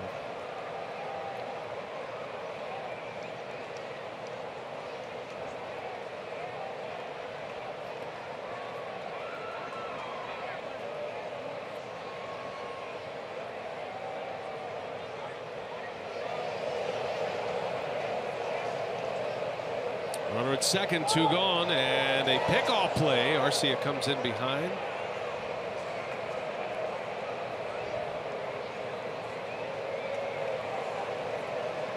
.26 pitches. See how wet his forearms, his hands, and no place to dry off. Yeah, not even on the dirt. Dirt soaked.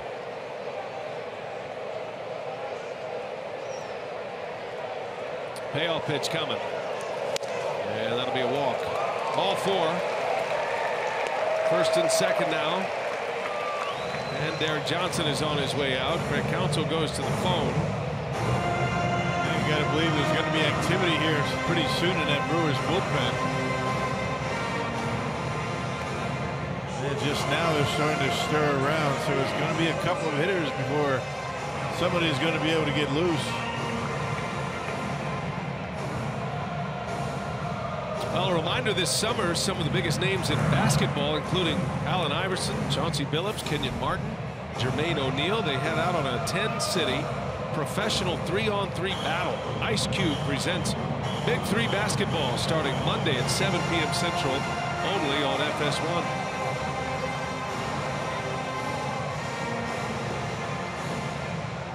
Rainy Friday night in Atlanta. The Brewers are down 4-1. All the crowd has packed up underneath the overhangs here. They're still loud. Got the tomahawk chop going. Key moment in the game for Nelson and the Brewers. Down 4-1. You're still in striking distance, but the Braves can add to it. There are 2 outs. Flowers is the runner at second. Santana at first. Dansby Swanson is the batter.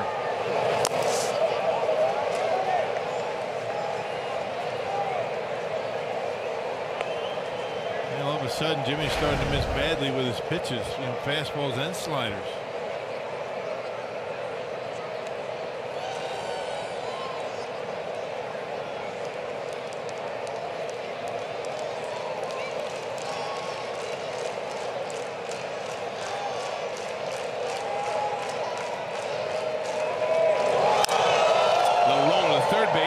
Shaw will hustle it over to first in time for the out, and the inning is over. But the Braves scored twice. Looks like the rain is slowing down. Let's see if the Brewers can get their bats going.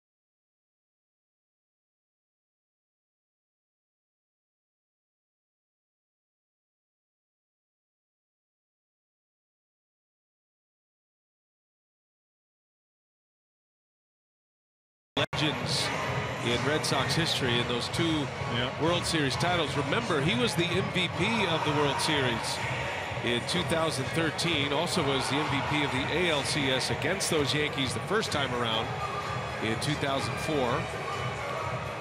3 World Series titles for Big Papi, and one of the great clutch hitters of all time. Working on the field here, Ed Mangan and his crew. That's Ed there, the head groundskeeper, working on the mound. And before any of his Atlanta Braves get on the field, they will try to put it back together. Looks like the rain is on its way out for now. Well, our game summary, if you're just catching up, we had a beautiful night to start. Wisconsin Dells brings you the game reset. Brandon Phillips hit a home run to start it. That was a first pitch home run, and then Markakis was able to score on a botched double play. That was an error on Arcia. Keon Broxton then delivered in the 4th inning with a solo shot. And then Phillips again, bottom of the 5th with the rain coming down. RBI double. Tyler Flowers with 2 outs had an RBI single later that inning in the 5th, and that's where we are. 5 innings in the books and a 4-1 Atlanta lead, and Mike Foltynewicz has been taken out. 5 innings, 4 hits. He strikes out 9, and he's going to give way to Jason Mott out of the Atlanta bullpen. Yeah, the former Cardinals closer, Jason Mott. 26th appearance, having a good season. 205 earned run average. He's got 14 strikeouts, 22 innings. Not the big strikeout guy that he used to be. He pitched last night in that wild game against the Giants, a scoreless inning. All the runs he's allowed this year have come via the home run. They haven't given up a lot of hits, but the home runs have hurt him. Well, the Brewers hit a lot of homers. Fastest to 100 in franchise history, as a matter of fact. Well, let's see if the Brewers can get it going a little bit. Council's got a decision to make on Nelson. It'll be easy if there is a base runner and Nelson's spot comes up. If the Brewers go 3 up, 3 down, then we'll see. Jimmy Spot in the batting order due up 4th. So it'll be Nick Franklin to start it. He has singled tonight. He's 1 for 2. Franklin, Broxton, Arcia. And that group of 3 has delivered 3 of the 4 hits. 1 apiece.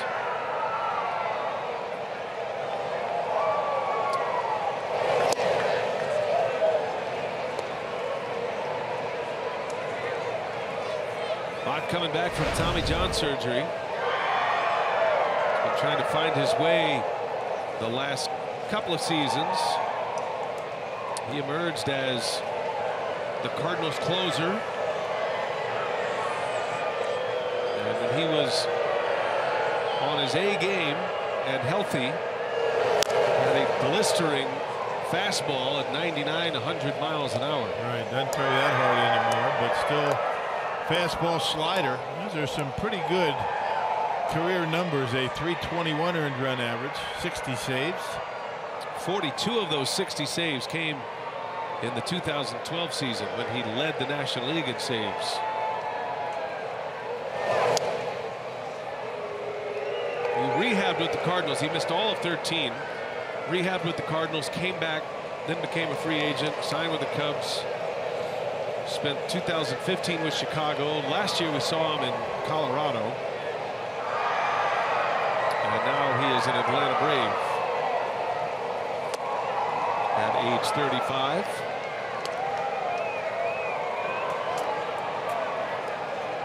He kind of has that unique delivery where he kind of takes the ball out of his glove. He taps his glove again with it. You don't see many pitchers do that. He slings it 3/4 that time. And he misses. 3-2 the count on Franklin. You know, no matter what happens in his career from now on, who knows how long he'll be able to pitch. To lead the league in saves, something he'll take with him forever. And by the way, to lead the league in saves on a team that was a playoff team. Bouncing ball, flip it over to Mott, and it is in time for the out. Yeah, check out delivery. Comes from high 3/4. Really a closed stance. Kind of takes the ball out of his glove, taps the baseball in the glove again, and then fires to home plate. Unusual, especially the way he stands there, almost like he's facing a shortstop. I mean, his interesting position with his leg. That's his mechanism to stay closed with that front shoulder. That keeps him, at least he thinks that keeps him from opening up that front shoulder and, you know, having everything fly open and everything up in the zone. Mott has his first man out. Here is Keon Broxton.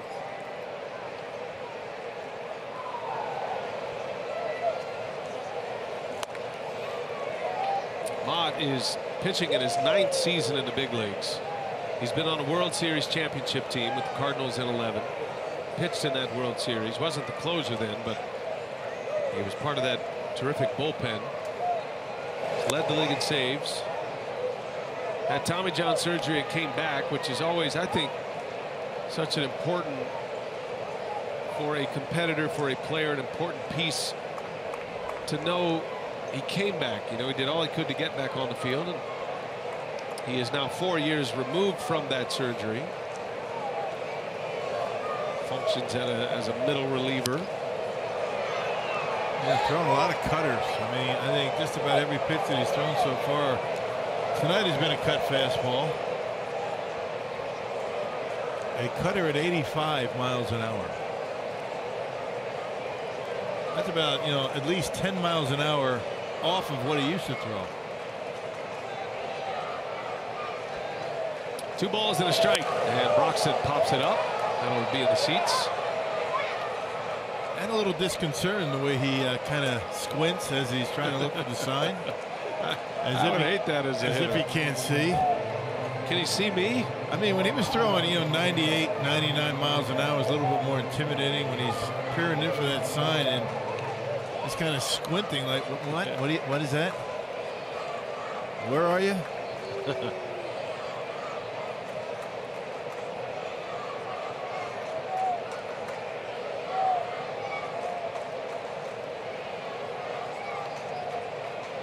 2-2 pitch, and he got him.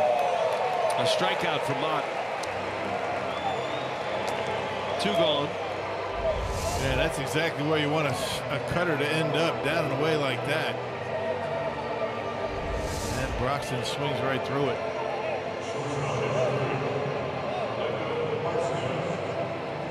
The year Mott led the league in saves, he tied for the league lead with Craig Kimbrell, who had 42 that year right here in Atlanta back in 2012.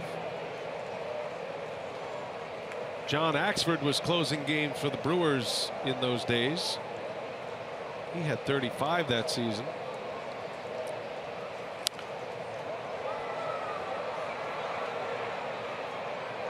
Arcia 1 for 2 tonight.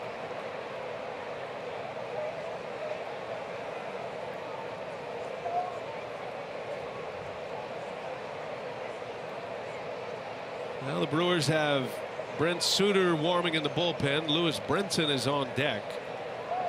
So it looks like a change is coming as Arcia grounds to short. And a good throw by Swanson. It's a 1-2-3 inning for Jason Mott. Brewers are retired in the 6th, down 4-1 to Atlanta. First ever game for the Brewers at SunTrust Park.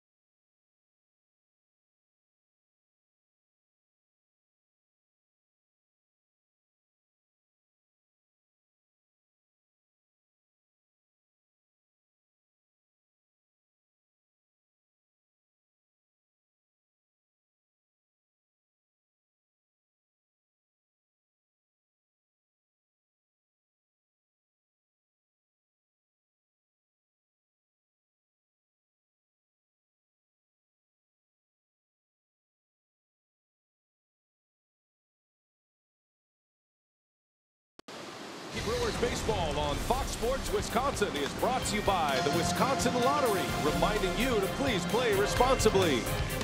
And by Toyota. Let's go places. Well, some of the retired numbers here at SunTrust Park.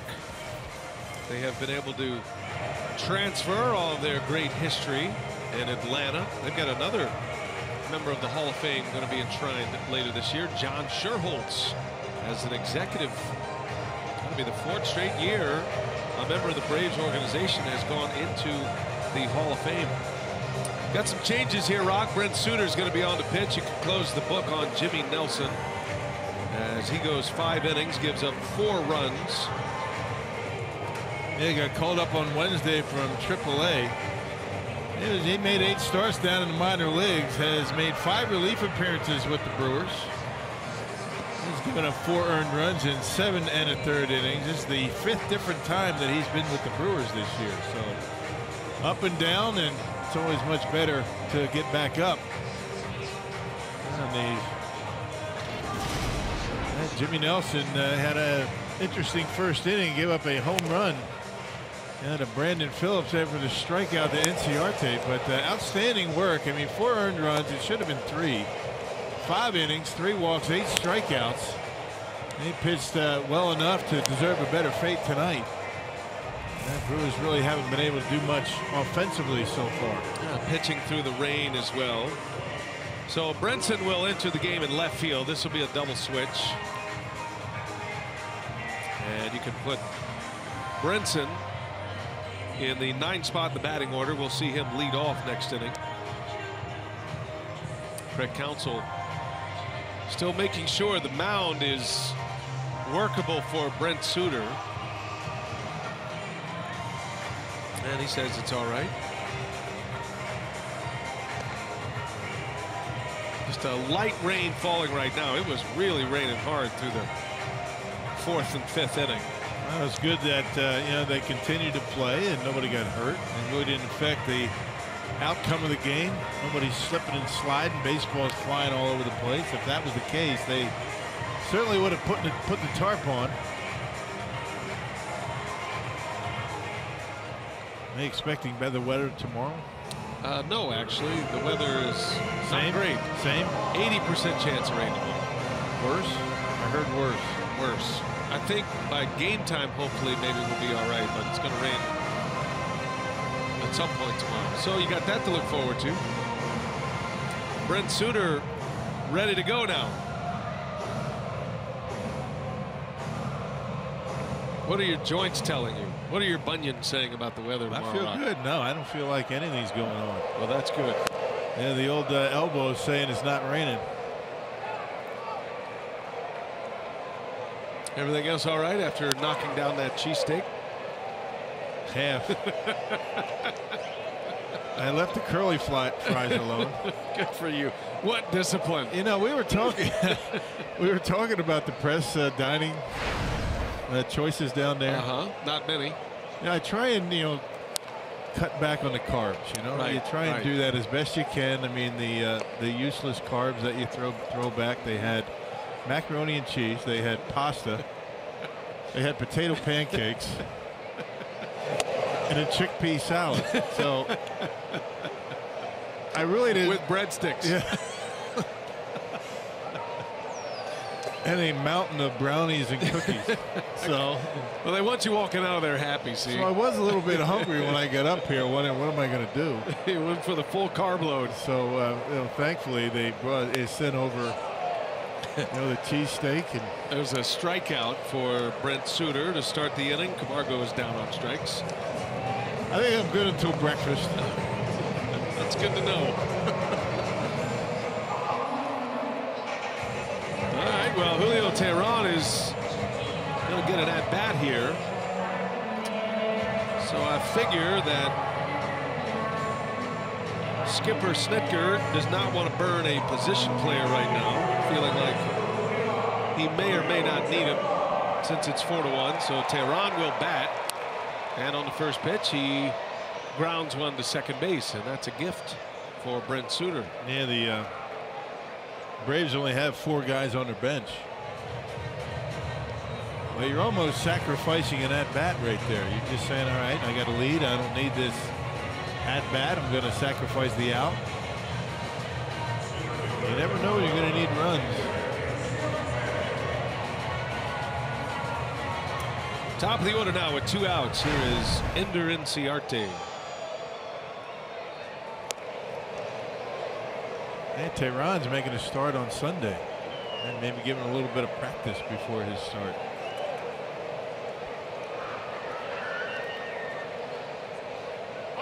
Every pitcher's dream when they are not in the game is to get an at-bat in between starts. Tehran's dream has come true. It lasted just 1 pitch. Matt Kemp, by the way, is dealing with a hamstring injury. That might have had something to do with it. All right, maybe just 3 then. He's not on the disabled list, but this is probably not a night that Snitker wants to use Matt Kemp. Day to day.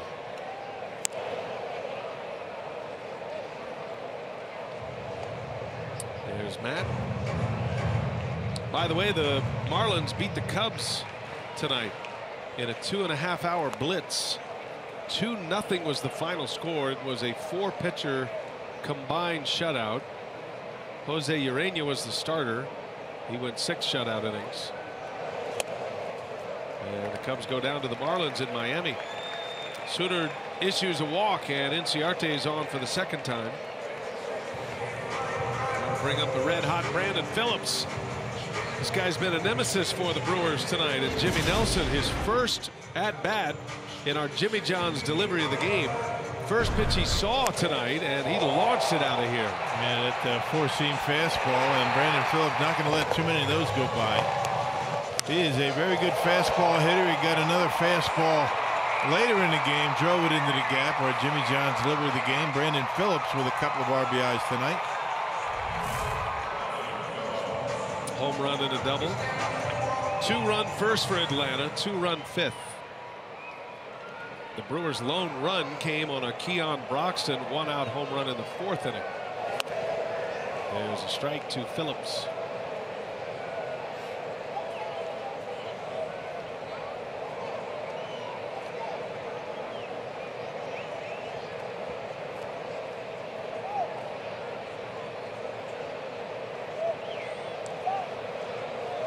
By the way, the Marlins beat John Lackey and the Cubs tonight. Giancarlo Stanton hit his 19th homer of the year. Stanton and Yelich drove in the run. Stanton now with 48 RBIs. And a 2-0 Miami win. Cubs blew out the Marlins last night. Different story this evening in Miami. So the Brewers a chance to, with a comeback, go up 2.5 on the Chicago Cubs.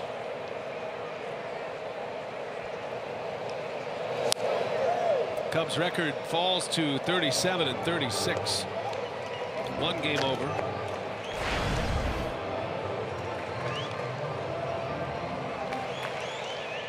Bob Nightingale wrote an article in USA Today about the National League Central, and it led with the Brewers, basically saying if nobody wants to win the Central Division, the Brewers certainly do.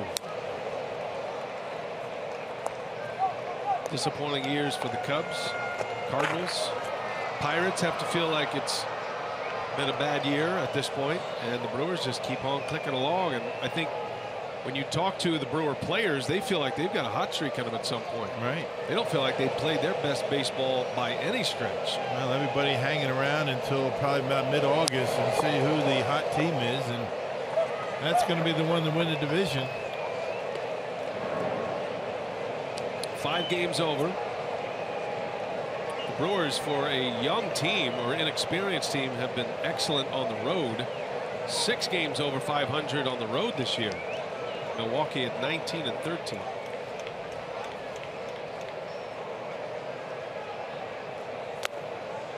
Now, the way the West is going right now, and there's a lot of baseball, I understand, but the way the West is shaping up, you will probably have to win the division to make it to the postseason if you're not in the NL West. Right. Because right now the Dodgers lead the division. Arizona, Colorado, those are the 3 best teams record-wise in the NL. Now you're going to have a division winner, 2 wild card teams at this point.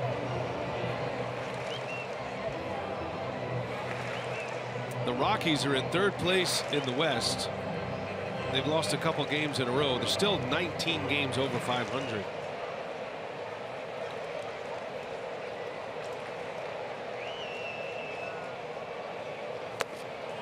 Did he go? He did not. Checks his swing. And the count 3-2. Ooh. Yeah, that could have been called. How about Phillips even calling for his own check? He just didn't want the home plate umpire to call it.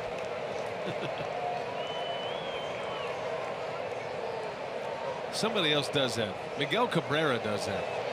Yeah, check. I dare you. Bouncing ball to 3rd. And that will retire the side. So Suter puts up a 0. That sends us to the 7th inning. The Brewers have some work to do in Atlanta tonight.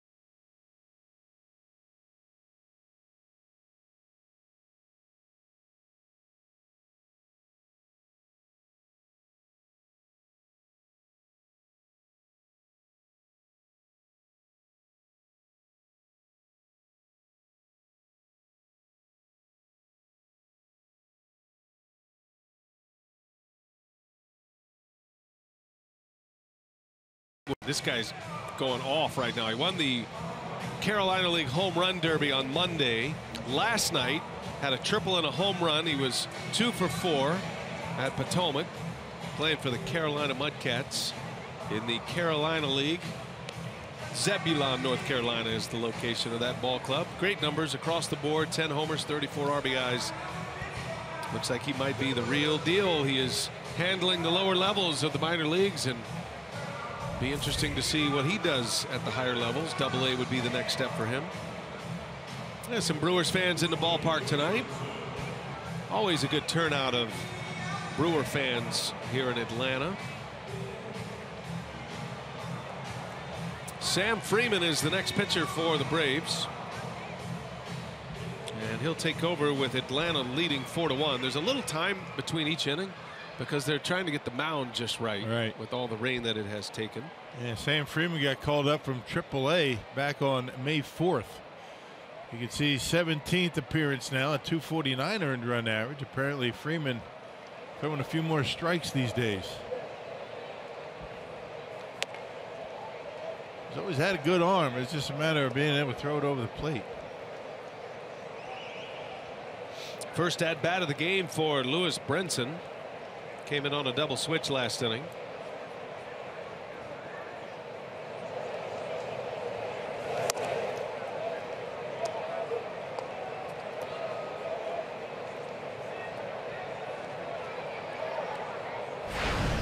Brinson trying to make the most of his days in the big leagues. He's probably getting to the point where he needs some regular playing time once again. I don't know what the Brewers move will be, but it would seem that when Braun returns, Brinson would be heading back to get back in the regular flow. He's an everyday player, and he's going to be in the big leagues. And Craig Counsell even commented on that today. He said, look, we're in a pennant race. We're in first place. Last year we could stick with guys and see them through slumps and whatnot. It's a different story this year. Playing time is hard to come by the more you win. Well, the other guys are swinging the bats well, so I mean it's hard for Craig Counsell to find playing time for him, so you send him down. Your #1 prospect can't be sitting on the bench in the major leagues. He's got to be able to continue his progress and get down to AAA and keep playing every day. Get better. Nick Franklin got the start tonight. Craig Counsell trying to stack as many lefties as he could find against the hard-throwing right-hander Mike Foltynewicz, who has a nasty slider. He can be really tough on right-handed hitters. The swing and a miss. Brinson is down on strikes. The Brewers have not had a hit since Broxton went deep in the 4th, and only 1 base runner since that time as well. Thames drew a walk to lead off the 5th, so not a lot going on for the Brewers offensively.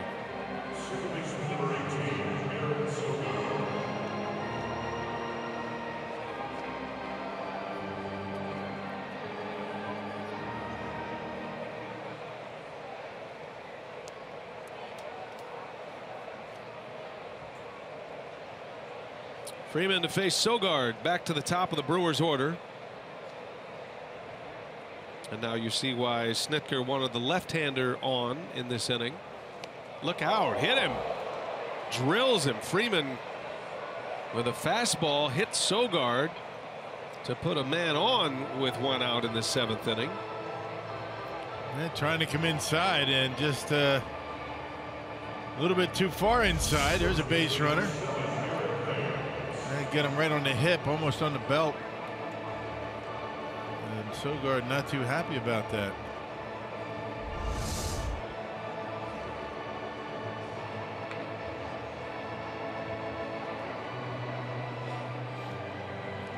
Yeah, a couple of base runners and maybe somebody get a hold of one. And nothing doing in that Braves bullpen. Here's Eric Thames. Takes a ball down and out.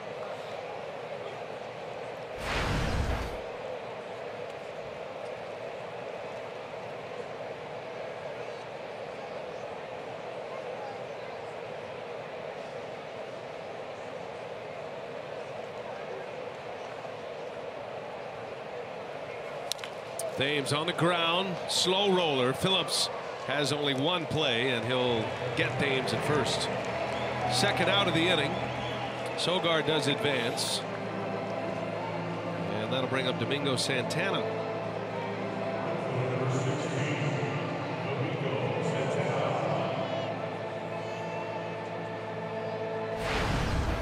Santana tonight has reached twice. He was hit by a pitch in the 3rd inning, walked his first time up, and then Foltynewicz struck him out in the 5th. Foltynewicz struck out 9 in 5 innings. Yeah, he looked good tonight. He just doesn't give you a lot of length. You know, high pitch counts and throws hard, big strikeout pitcher. Gets deep into a lot of counts. But he looks like a pitcher who has a chance, when he gets it all figured out, has a chance to be an ace at some point with his stuff. He's basically got the 2 pitches. We didn't see a whole lot of curveballs and changeups, even to the lefties. It's basically fastball slider, you know, 4-seamer, 2-seamer slider.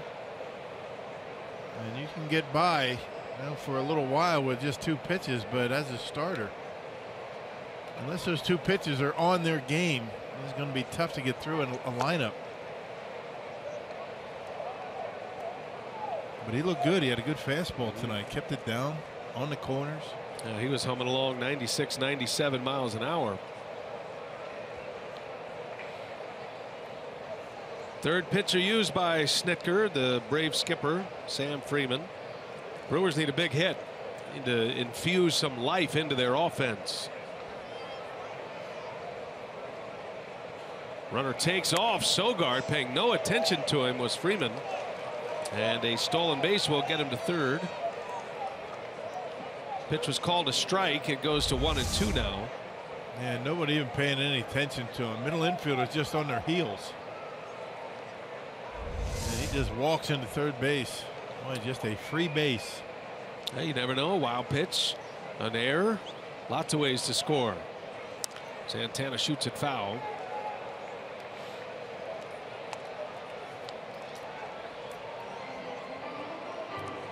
Domingo had his big moment on the homestand with a 2-run home run. The game that Arcia made that fantastic game-ending play took a little bit of the headline away from Santana's night that night. He had driven in 3 runs, including a 2-run home run that put Milwaukee on top in the 7th inning. 1-2 pitch. High and away, 2-2 the count. Take you back. Santana against the Pirates. He got one from Daniel Hudson and did not miss. Powerball home run number 12. And it was a big one. Brewers were down in the game. That put them ahead. Yeah.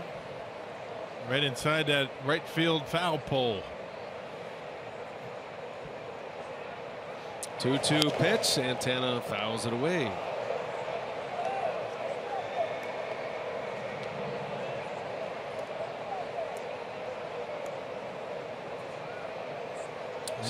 Domingo with that quick bat. I mean, even on the inside part of the plate, Freeman tried to jam him that time, got a piece of it, but still able to cover that outside corner. We saw that on that home run against the Pirates back at home. Hoping for a mistake. Freeman deals, and a shot back up the middle, a base hit. Santana with an RBI. Now he's thinking about 2, and he'll pull up and head back to first. 2-out RBI single for Domingo Santana. There's that quick bag again. Freeman made a mistake with the fastball out away from him and able to barrel it up into center field. And that's just a lightning quick bat through that strike zone. Not a whole lot of movement before he swings, and that base hit. So Sogard got hit by a pitch, took third on a stolen base, and scores on the Santana single.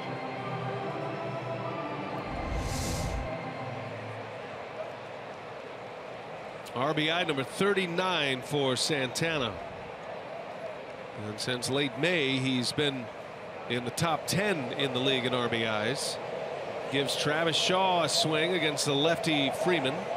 Brewers have the tying run to the plate now. And a strike to Shaw. Travis is 0 for 3. He's hit left-handers well this year.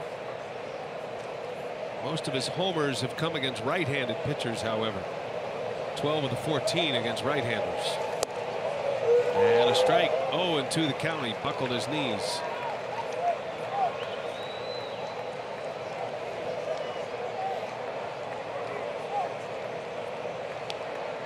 Shaw's among National League leaders in doubles with 20. Top 6 in extra base hits. Top 10 in RBIs. And down on strikes he goes. A swing and a miss. Shaw is out. Inning is over, but the Brewers get a run, and they are within 2 of Atlanta. Freeman with a strikeout of Shaw. It sends us to the bottom of the 7th.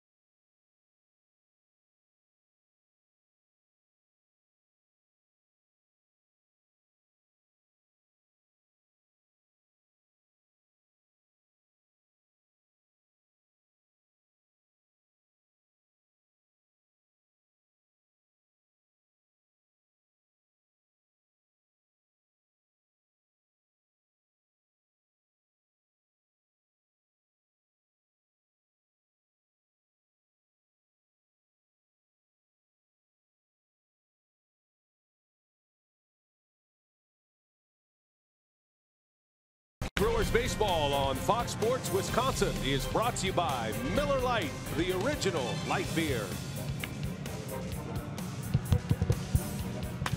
Moving fast in Atlanta. The time lapse here in the suburbs, Cobb County. Battery, Atlanta's the location. All the shops and restaurants, some of the office buildings in the heart of Cobb County. This franchise moving from downtown, and now their third stadium. Went from Fulton County Stadium to Turner Field, now to SunTrust Park in its first year.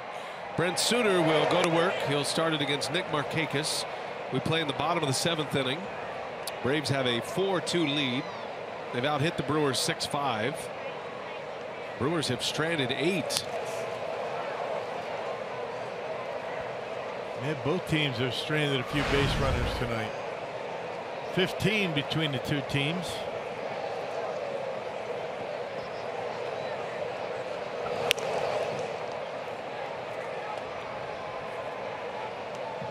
From 1966 to 1996, the Braves were in Atlanta's Fulton County Stadium. Moved over to Turner Field in 1997. Remember the Summer Olympics here in '96 in Atlanta, and then it took a year to do some renovations to turn the Olympic Stadium into a baseball stadium. I never got to the old ballpark, Fulton County. Still had the wall up every time we drive past it. Look out. Pitch is inside. First year the Brewers were in the National League, 1998.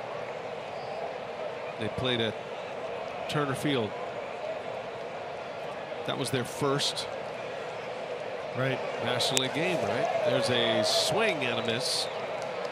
And Suter picks up a strikeout of Markakis to start the 7th inning.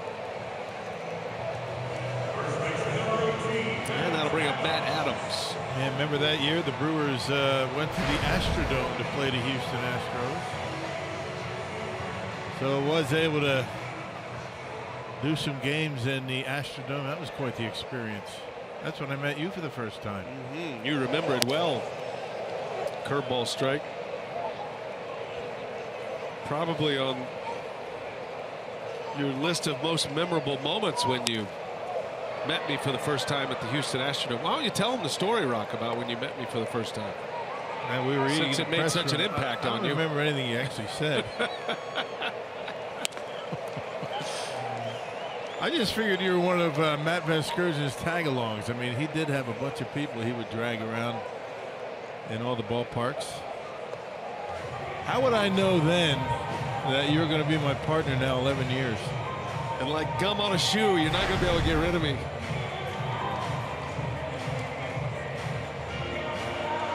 Rock had no memory of meeting me that year, and when I came up to interview with the Brewers for this job, I was whisked over to Rock by his handlers, and I said, "How you doing, Bill? Good to see you again." He goes, "Yeah, nice to meet you, pal." I go, "Well, we've already met." He goes, "Oh, I don't remember that." I thought we were off to a great start at that point. Swing and a miss by Flowers. I have nothing to say in my defense. It's all true. Remember, we did an audition game together. Right. We watched a game that had been played the previous year. I believe it was the Brewers Padres game. And in the middle of you and I trying to figure out how this was going to work, there was a soundbite that came up on the screen from that game. Right. Yep. It was Derek Turnbow. During that particular game, they dropped in a soundbite about Derek Turnbow, and I had no idea. I knew who Derek Turnbow was, but I had no idea what was happening or no context. See how well you handled that? Look at you now. I just started imitating Derek Turnbow.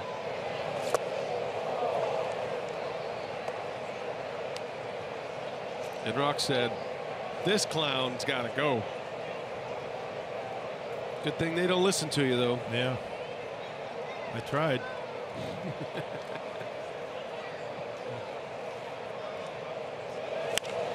Little jam shot. It's going to fall. Base hit.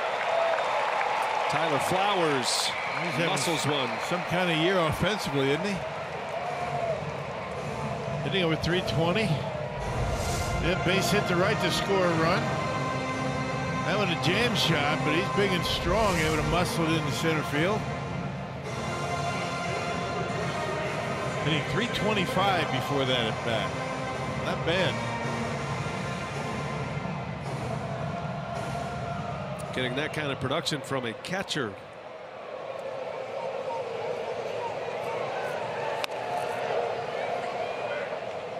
Flowers now hitting 329 after his 2 hits tonight.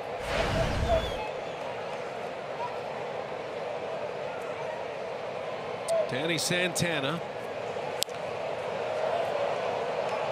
And Suter's got him in a 1-1 count. That turns around and bats right-handed, the switch hitter. Braves have a couple of switch hitters in the lineup.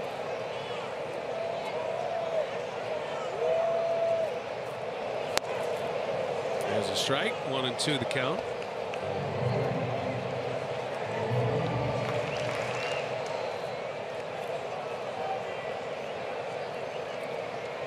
Suter trying to give Craig Counsell and the Brewers 2 innings out of the bullpen. And a bouncing ball. And that eats up Thames. And everybody's safe. Runner on his way to third. Flowers, the throw comes in late.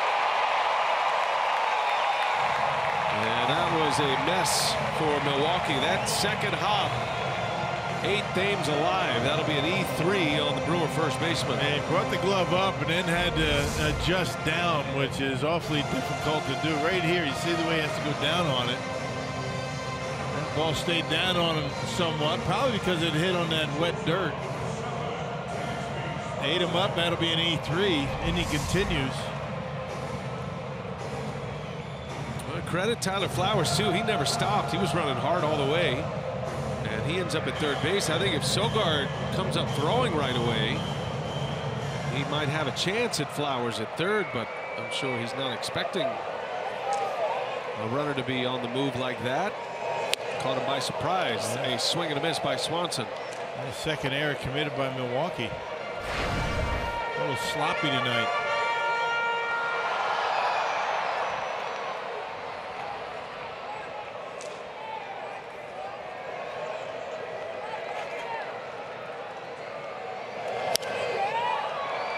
Fly ball foul.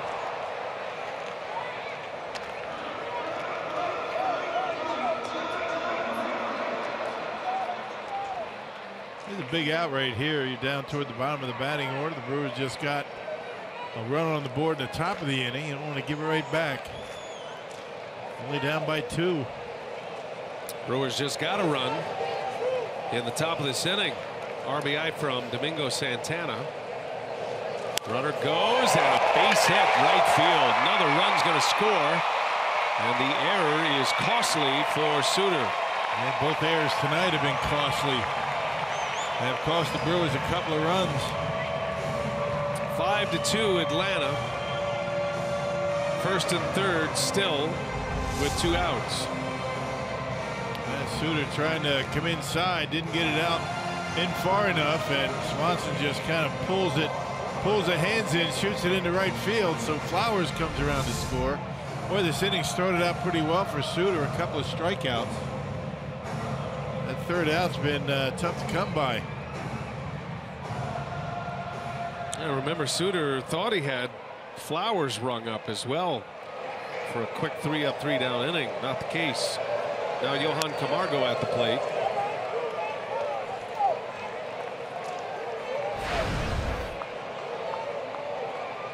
Matt Kemp has moved on deck for Atlanta.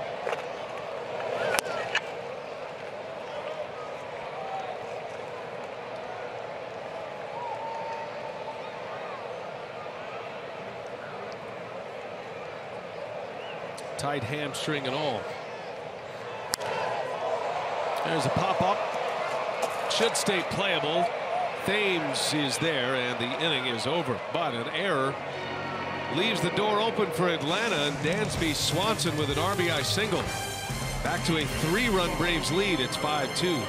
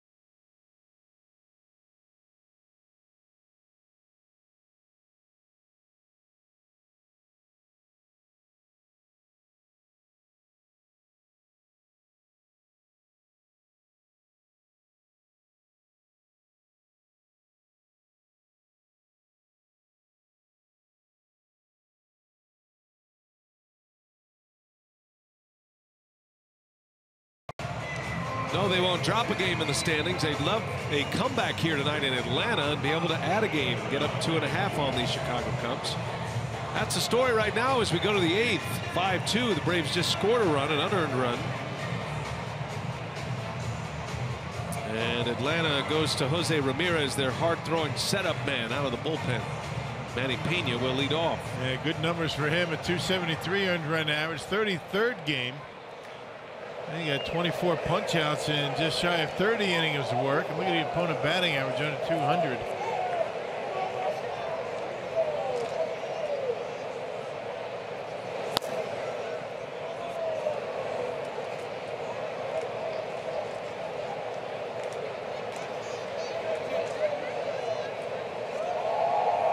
Brewers will have Pena to start it. Hernan Perez due next. He'll pinch hit.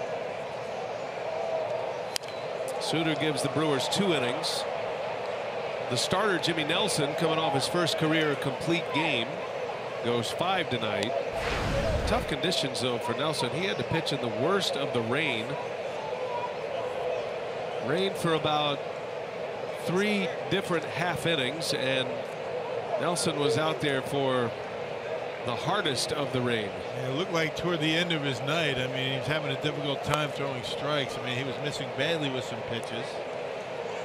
I'm not sure who it's worse on, you know, the hitter or the pitcher, though. You're up there at the plate. You got, you know, wet hands, wet bat, you know, rain dripping off your helmet. Not easy on anybody. 3 balls and a strike on Pena.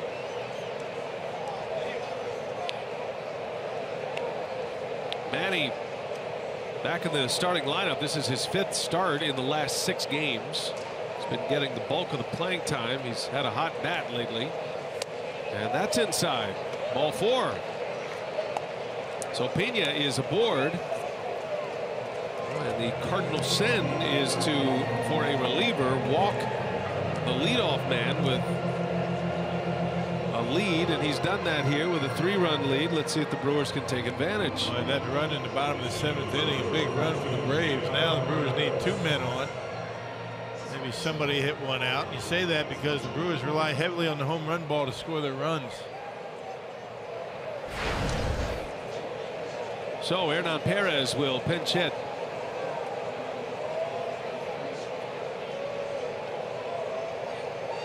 Perez hitting for, or in the pitcher spot, which was originally occupied by Franklin. The 6th spot in the batting order. Counsell made a double switch earlier with Brinson when he brought Suter in, wanting multiple innings out of Suter, which he got. And Perez pops it up. Phillips will call it. And he's got it for out number 1.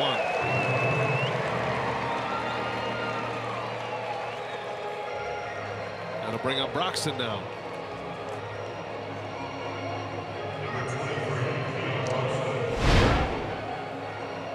And Can able to center on one on a 1-2 count. You know, Fulton Davis gave him a fastball down in the zone. He knocked it out of here. He hasn't hit many wall scrapers this year, has he? No. I mean, they're bombs. Hit that 489-foot homer in St. Louis, the longest homer measured at New Busch Stadium in the StatCast era. He can give him a ride to all fields. Home run here would look good for the Brewers. That would get him within a run. Broxton at the plate. Arcia to follow. Keon's home run earlier in this game measured at 432 feet and left the bat at 105 miles an hour.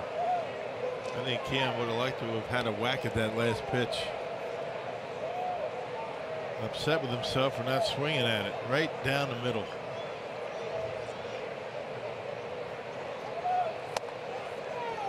Broxton's first career hit came here in Atlanta at Turner Field. Snapped a long hitless streak. Remember, he had a swinging bunt, little dribbler down the third base line. He finally got off the board. Was hitless in his first 19 at-bats. Doesn't matter how it happened, you just got to get that out of your system. Those 0 for whatever start getting into your head a little bit. Wonder how he feels about a ballpark that is closed down for Major League Baseball. The site of his first hit.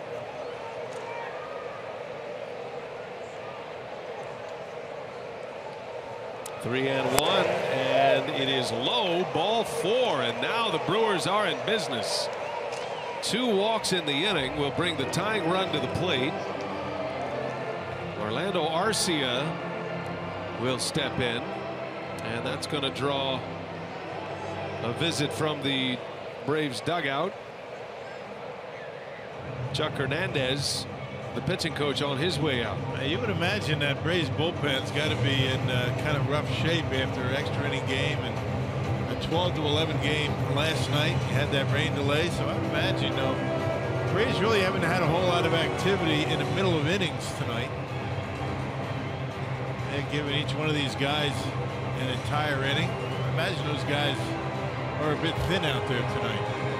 11 innings on Wednesday night. That long game, wild game last night with offense. Yeah, 11 runs. Giants had a comeback in that game. Yeah. Also a 90-minute rain delay in that one. Well, see if the Brewers can take advantage.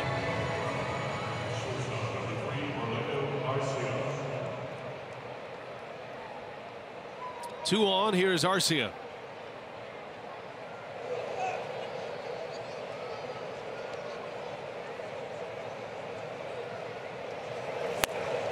Baseball is a great game of redemption. It'll give you opportunities often. You know, Arcia kicking himself about that error in the first inning, which allowed a run to score. He doesn't make many, but that one was a costly one. He took a swing at it, big hack, fouls it back, 1-1 the count.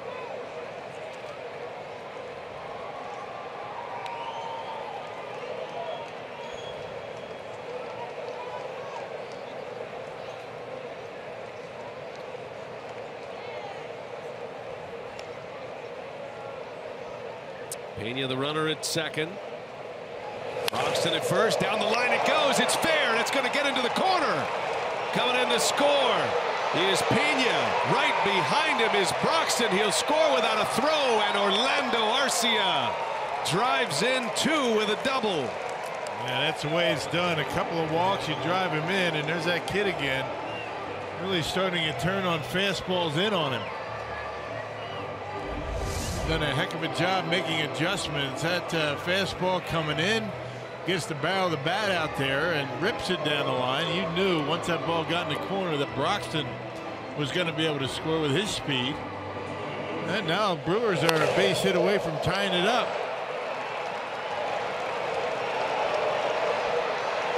Look at the way Broxton is just busting around those bases. He almost caught Pena. I'd like to see Broxton and Mr. Freeze race tomorrow. Tying run at second. Here's Brenson now.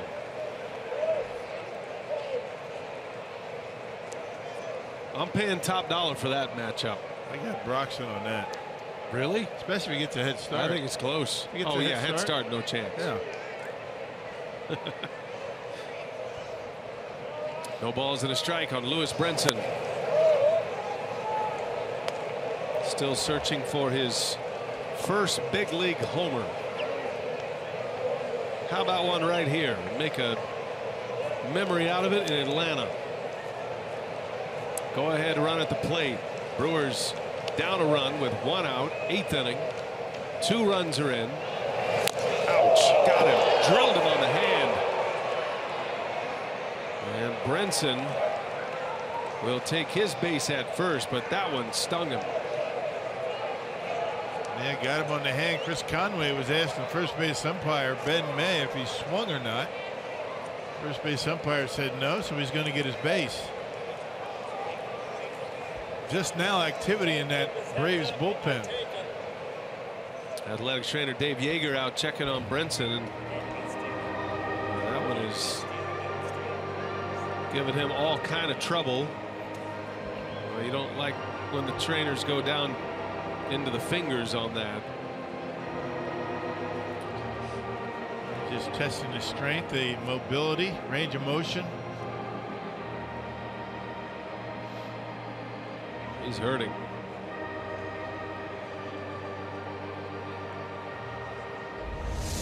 See if we can see where it got him. Oh, right off the pinky. Yeah, it looked like the knuckles, right off the knuckles. Oh. Let's see, did he swing? No. Got him on the knuckles. That's going to smart a little bit.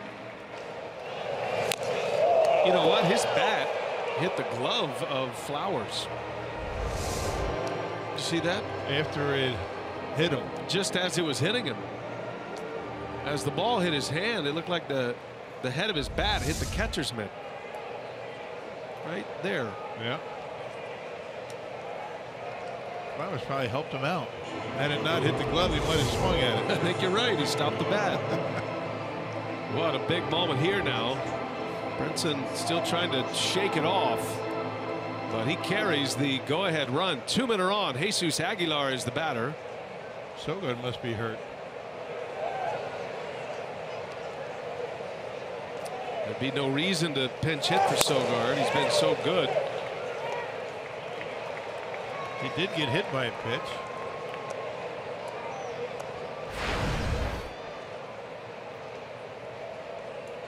Counsell forced to empty out his bench.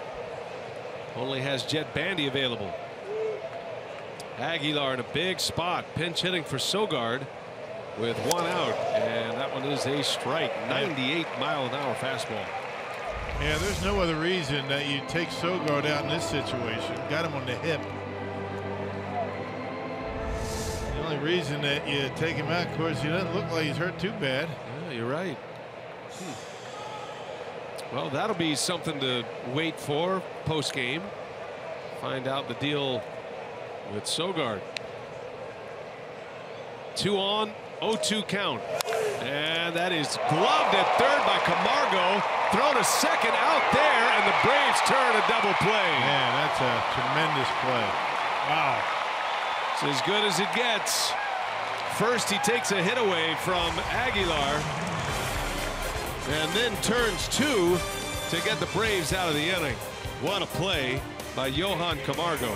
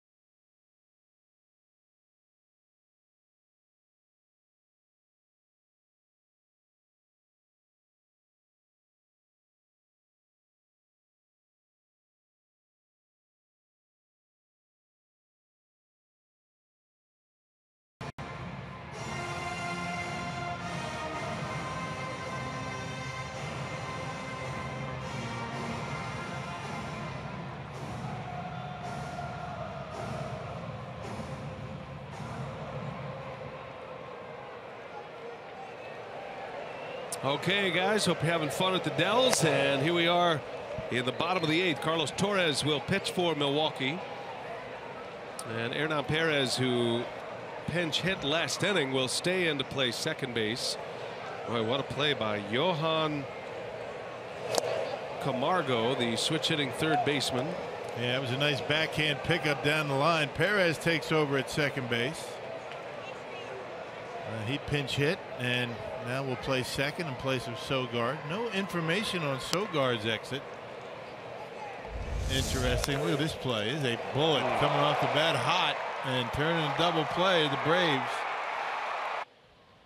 101 miles an hour off the bat exit velocity there, as Lane Adams, the pinch hitter, is down on strikes. So Torres picks up his first out via the K.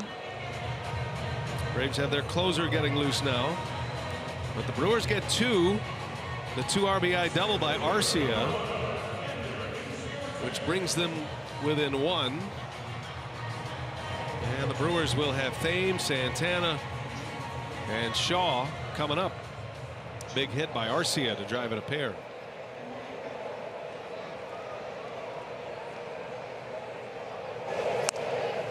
Backdoor breaking ball in there for a strike.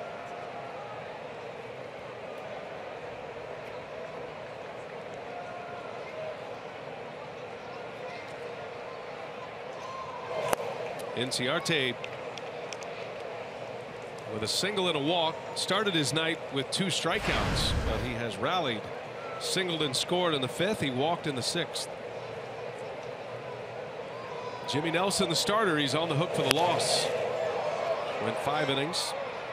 Fultonavich went 5. He is in line for the win.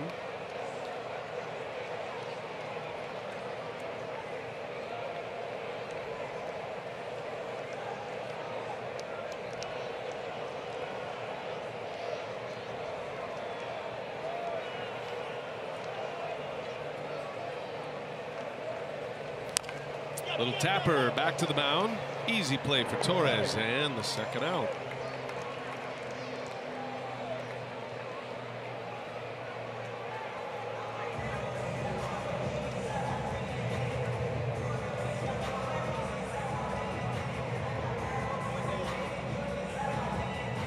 So it'll be Brandon Phillips with 2 gone. And Brandon Phillips has swung at the first pitch in 3 of his first 4 at bats tonight. The only reason he didn't swing at the first pitch, 1 at bat almost hit him.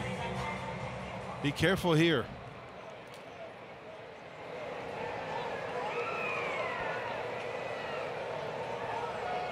Brandon Phillips, 2 hits tonight. He homered, then doubled in a run in the 5th. 2 hits, 2 RBIs. Takes 1 for a strike.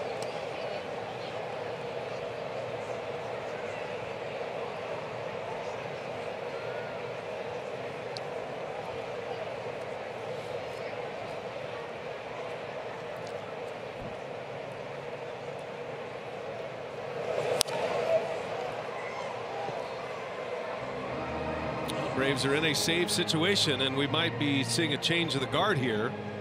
Aronas Vizcaíno is getting loose. Jim Johnson has been the Braves closer, but blew a save yesterday. He has 5 blown saves this year, and perhaps Vizcaíno is the new finisher for Atlanta. He certainly will get the chance tonight. Torres 0-2 on Phillips.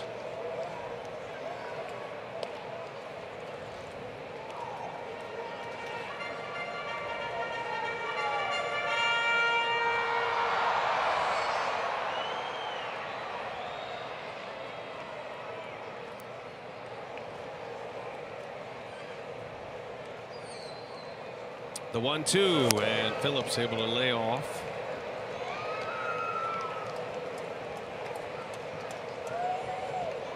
Brandon, with his great prowess defensively, he's always been a terrific contributor offensively as well. Has had some big home run years in Cincinnati. And a wave and a miss. Torres strikes him out to end the inning. So a scoreless bottom of the 8th, and now the Brewers, last call coming. They're right where they want to be in the batting order.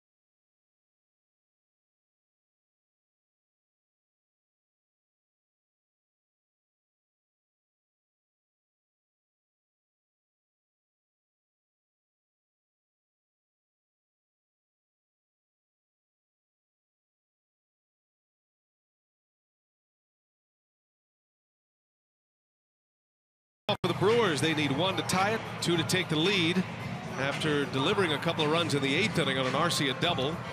And Arodys Vizcaíno is on the mound, not Jim Johnson. And he is out there for a save opportunity here tonight. His strikeout numbers are impressive this year. Yeah, 36 strikeouts, only 9 walks in, just shy of 31 innings of work, and he has given up only 2 earned runs in his last 21 2/3 innings. That covers 23 games. That's a .83 earned run average.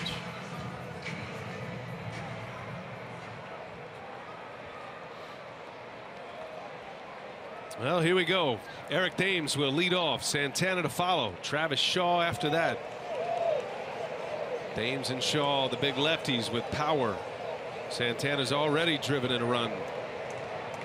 And big power in his own right. There's a strike.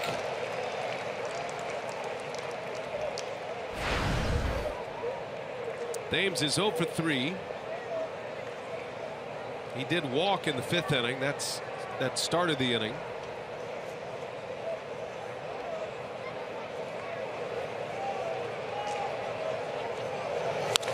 And Thames lines one down the right field line. That's going to get to the corner.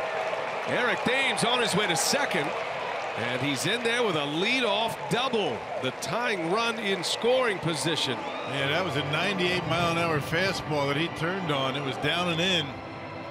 He just rips that pitch down into the corner. Now there's your tying run with nobody out. And that's a location where you can get to at 98 miles an hour, down in the zone, up in the zone, much different situation. Brewers fired up. There's your tying run at second base. They're into it every night. They're into it. That's one thing that does not change with this club. They're fun to watch for that reason alone. So Santana,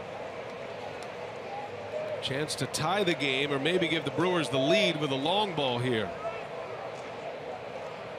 Vizcaíno from the stretch, and he misses down and in. Pressure is ratcheted up on Vizcaíno now with a runner in scoring position.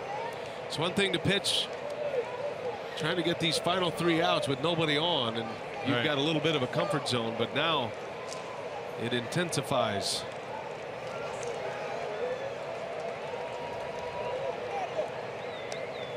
Braves have blown 12 saves this year. Johnson has 5 of those, the closer, who is actually in the top 5 in the league in saves. Jim Johnson, he has 14. That Brewers right in the mix as well. Not all those blown saves in the 9th inning. You can get a blown save in the 7th or 8th inning.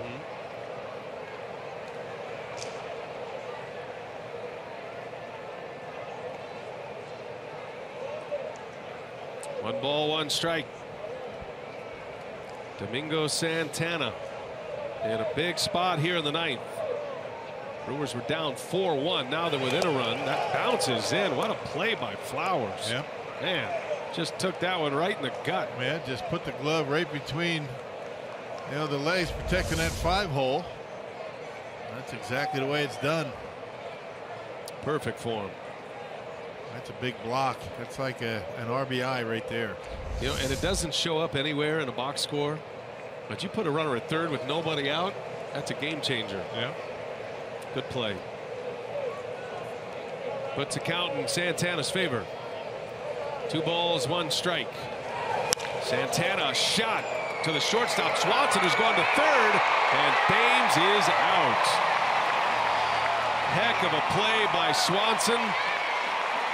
Eric Thames cut down at third. That was risky. Yeah, probably not a good idea to take off. You don't want to go on a ball hit in front of you. That ball was hit hard again by Santana. It's going to be close.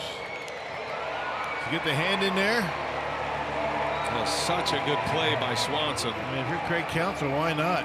What do you got to lose? No, they're not going to challenge it. First out of the inning. That's huge. Think about the block on the pitch in the dirt and then the play by Swanson right there. Inning totally changes. Thames is hot. You're taught as a base runner, if the ball's at you or behind you, you take off. But remember, it's been raining here all night. It's got to be a slow track. Well, and you also have to keep in mind where the defense is. The defense is shaded up the middle. It's a little bit different. It's a little bit different story. Let's check out the tag. Does he get him? Yep, looks like he's out. Meanwhile, Vizcaíno just unleashed a 100-mile-an-hour fastball on Shaw. Travis is due. He's 0 for 4. And another one in there. 97 this time, and it's quickly a ball and a strike. If the Brewers tie or take the lead, Counsell has Josh Hader in the bullpen. Yeah, apparently Corey Knebel down tonight. After pitching in back-to-back games. 1-1. Down and in. 2 balls and a strike. Don't forget, tomorrow we're back at it. Miller Lite, what's on tap? 2 o'clock is our airtime in the Central Time Zone. It'll be R.A. Dickey, the knuckleballer, against Matt Garza. That should be interesting. The knuckleballer Dickey. Day game. Our pregame tomorrow from Wisconsin Dells, and then we're on the air at 3 o'clock here from Atlanta. Big hack by Shaw. 2-2 now.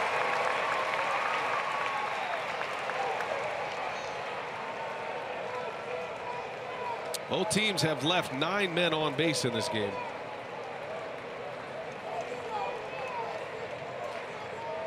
Santana carries the tying run. Shaw in the air, left field, drifting over Santana in the corner. He's got it. Domingo Santana's going to tag. The throw comes in late. That ball carried, didn't it, down the line? Goodness. I didn't think he hit it that far. He took Santana, Danny Santana, all the way to the warning track. Well, he's got good power to the opposite field. Kind of a flick of the wrist, got under it, but boy, it carried pretty well out there in left field. Just missed it. And now the Brewers down to their last out. Manny Pena, who has had a knack for the dramatic home run here recently, steps up with the tying run at second base. A base hit would do it. Anything that touches the outfield grass. And Pena takes a ball. A slider from Vizcaíno.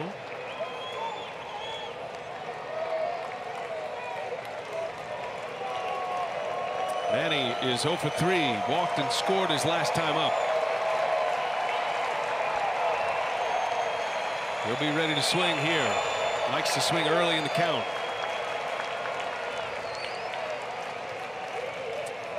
It's amazing how the middle of the infield for the Braves really don't spend a whole lot of time worrying about base runners at second. And you would think they'd be thinking about trying to keep them close. Santana has a big lead. Pena down the line, foul. Got out ahead of it. I mean, Swanson and Phillips barely even move a muscle in their positions to try and keep Santana close to the bag. At least get him going back towards second. And if you're Domingo Santana, do you dare try to steal a base here? There are 2 outs, but if you're not being held on at all, I wouldn't do that. I'd get a big lead, though. It'd be almost a guarantee that he'd score with a base hit to the outfield. Can Manny deliver? 1 ball, 1 strike. Slow roller foul. 1-2 now. And the Brewers are down to their last strike.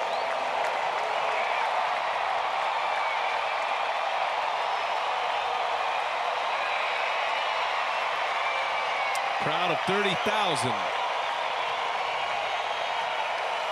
have suffered through the rain. Brewers trying to turn the tables. 1-2 the count. Vizcaíno deals in the dirt. 2-2.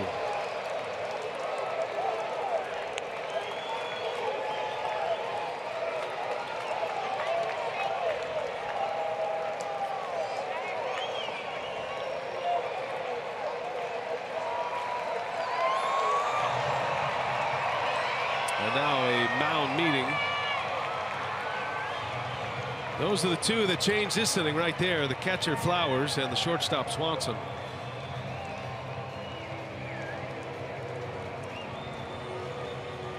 Really not sure what that was all about, but a lot of times pitchers don't like that, break their momentum. Standing around having a chat, not sure what that was for. Pena's got some pop, looking for a mistake from Vizcaíno. 2-2. And Pena on the ground. No, it is caught on the line by Swanson, and the ball game is over. A low line drive that was grabbed by Swanson, and two terrific plays by the young shortstop secures a win for Atlanta.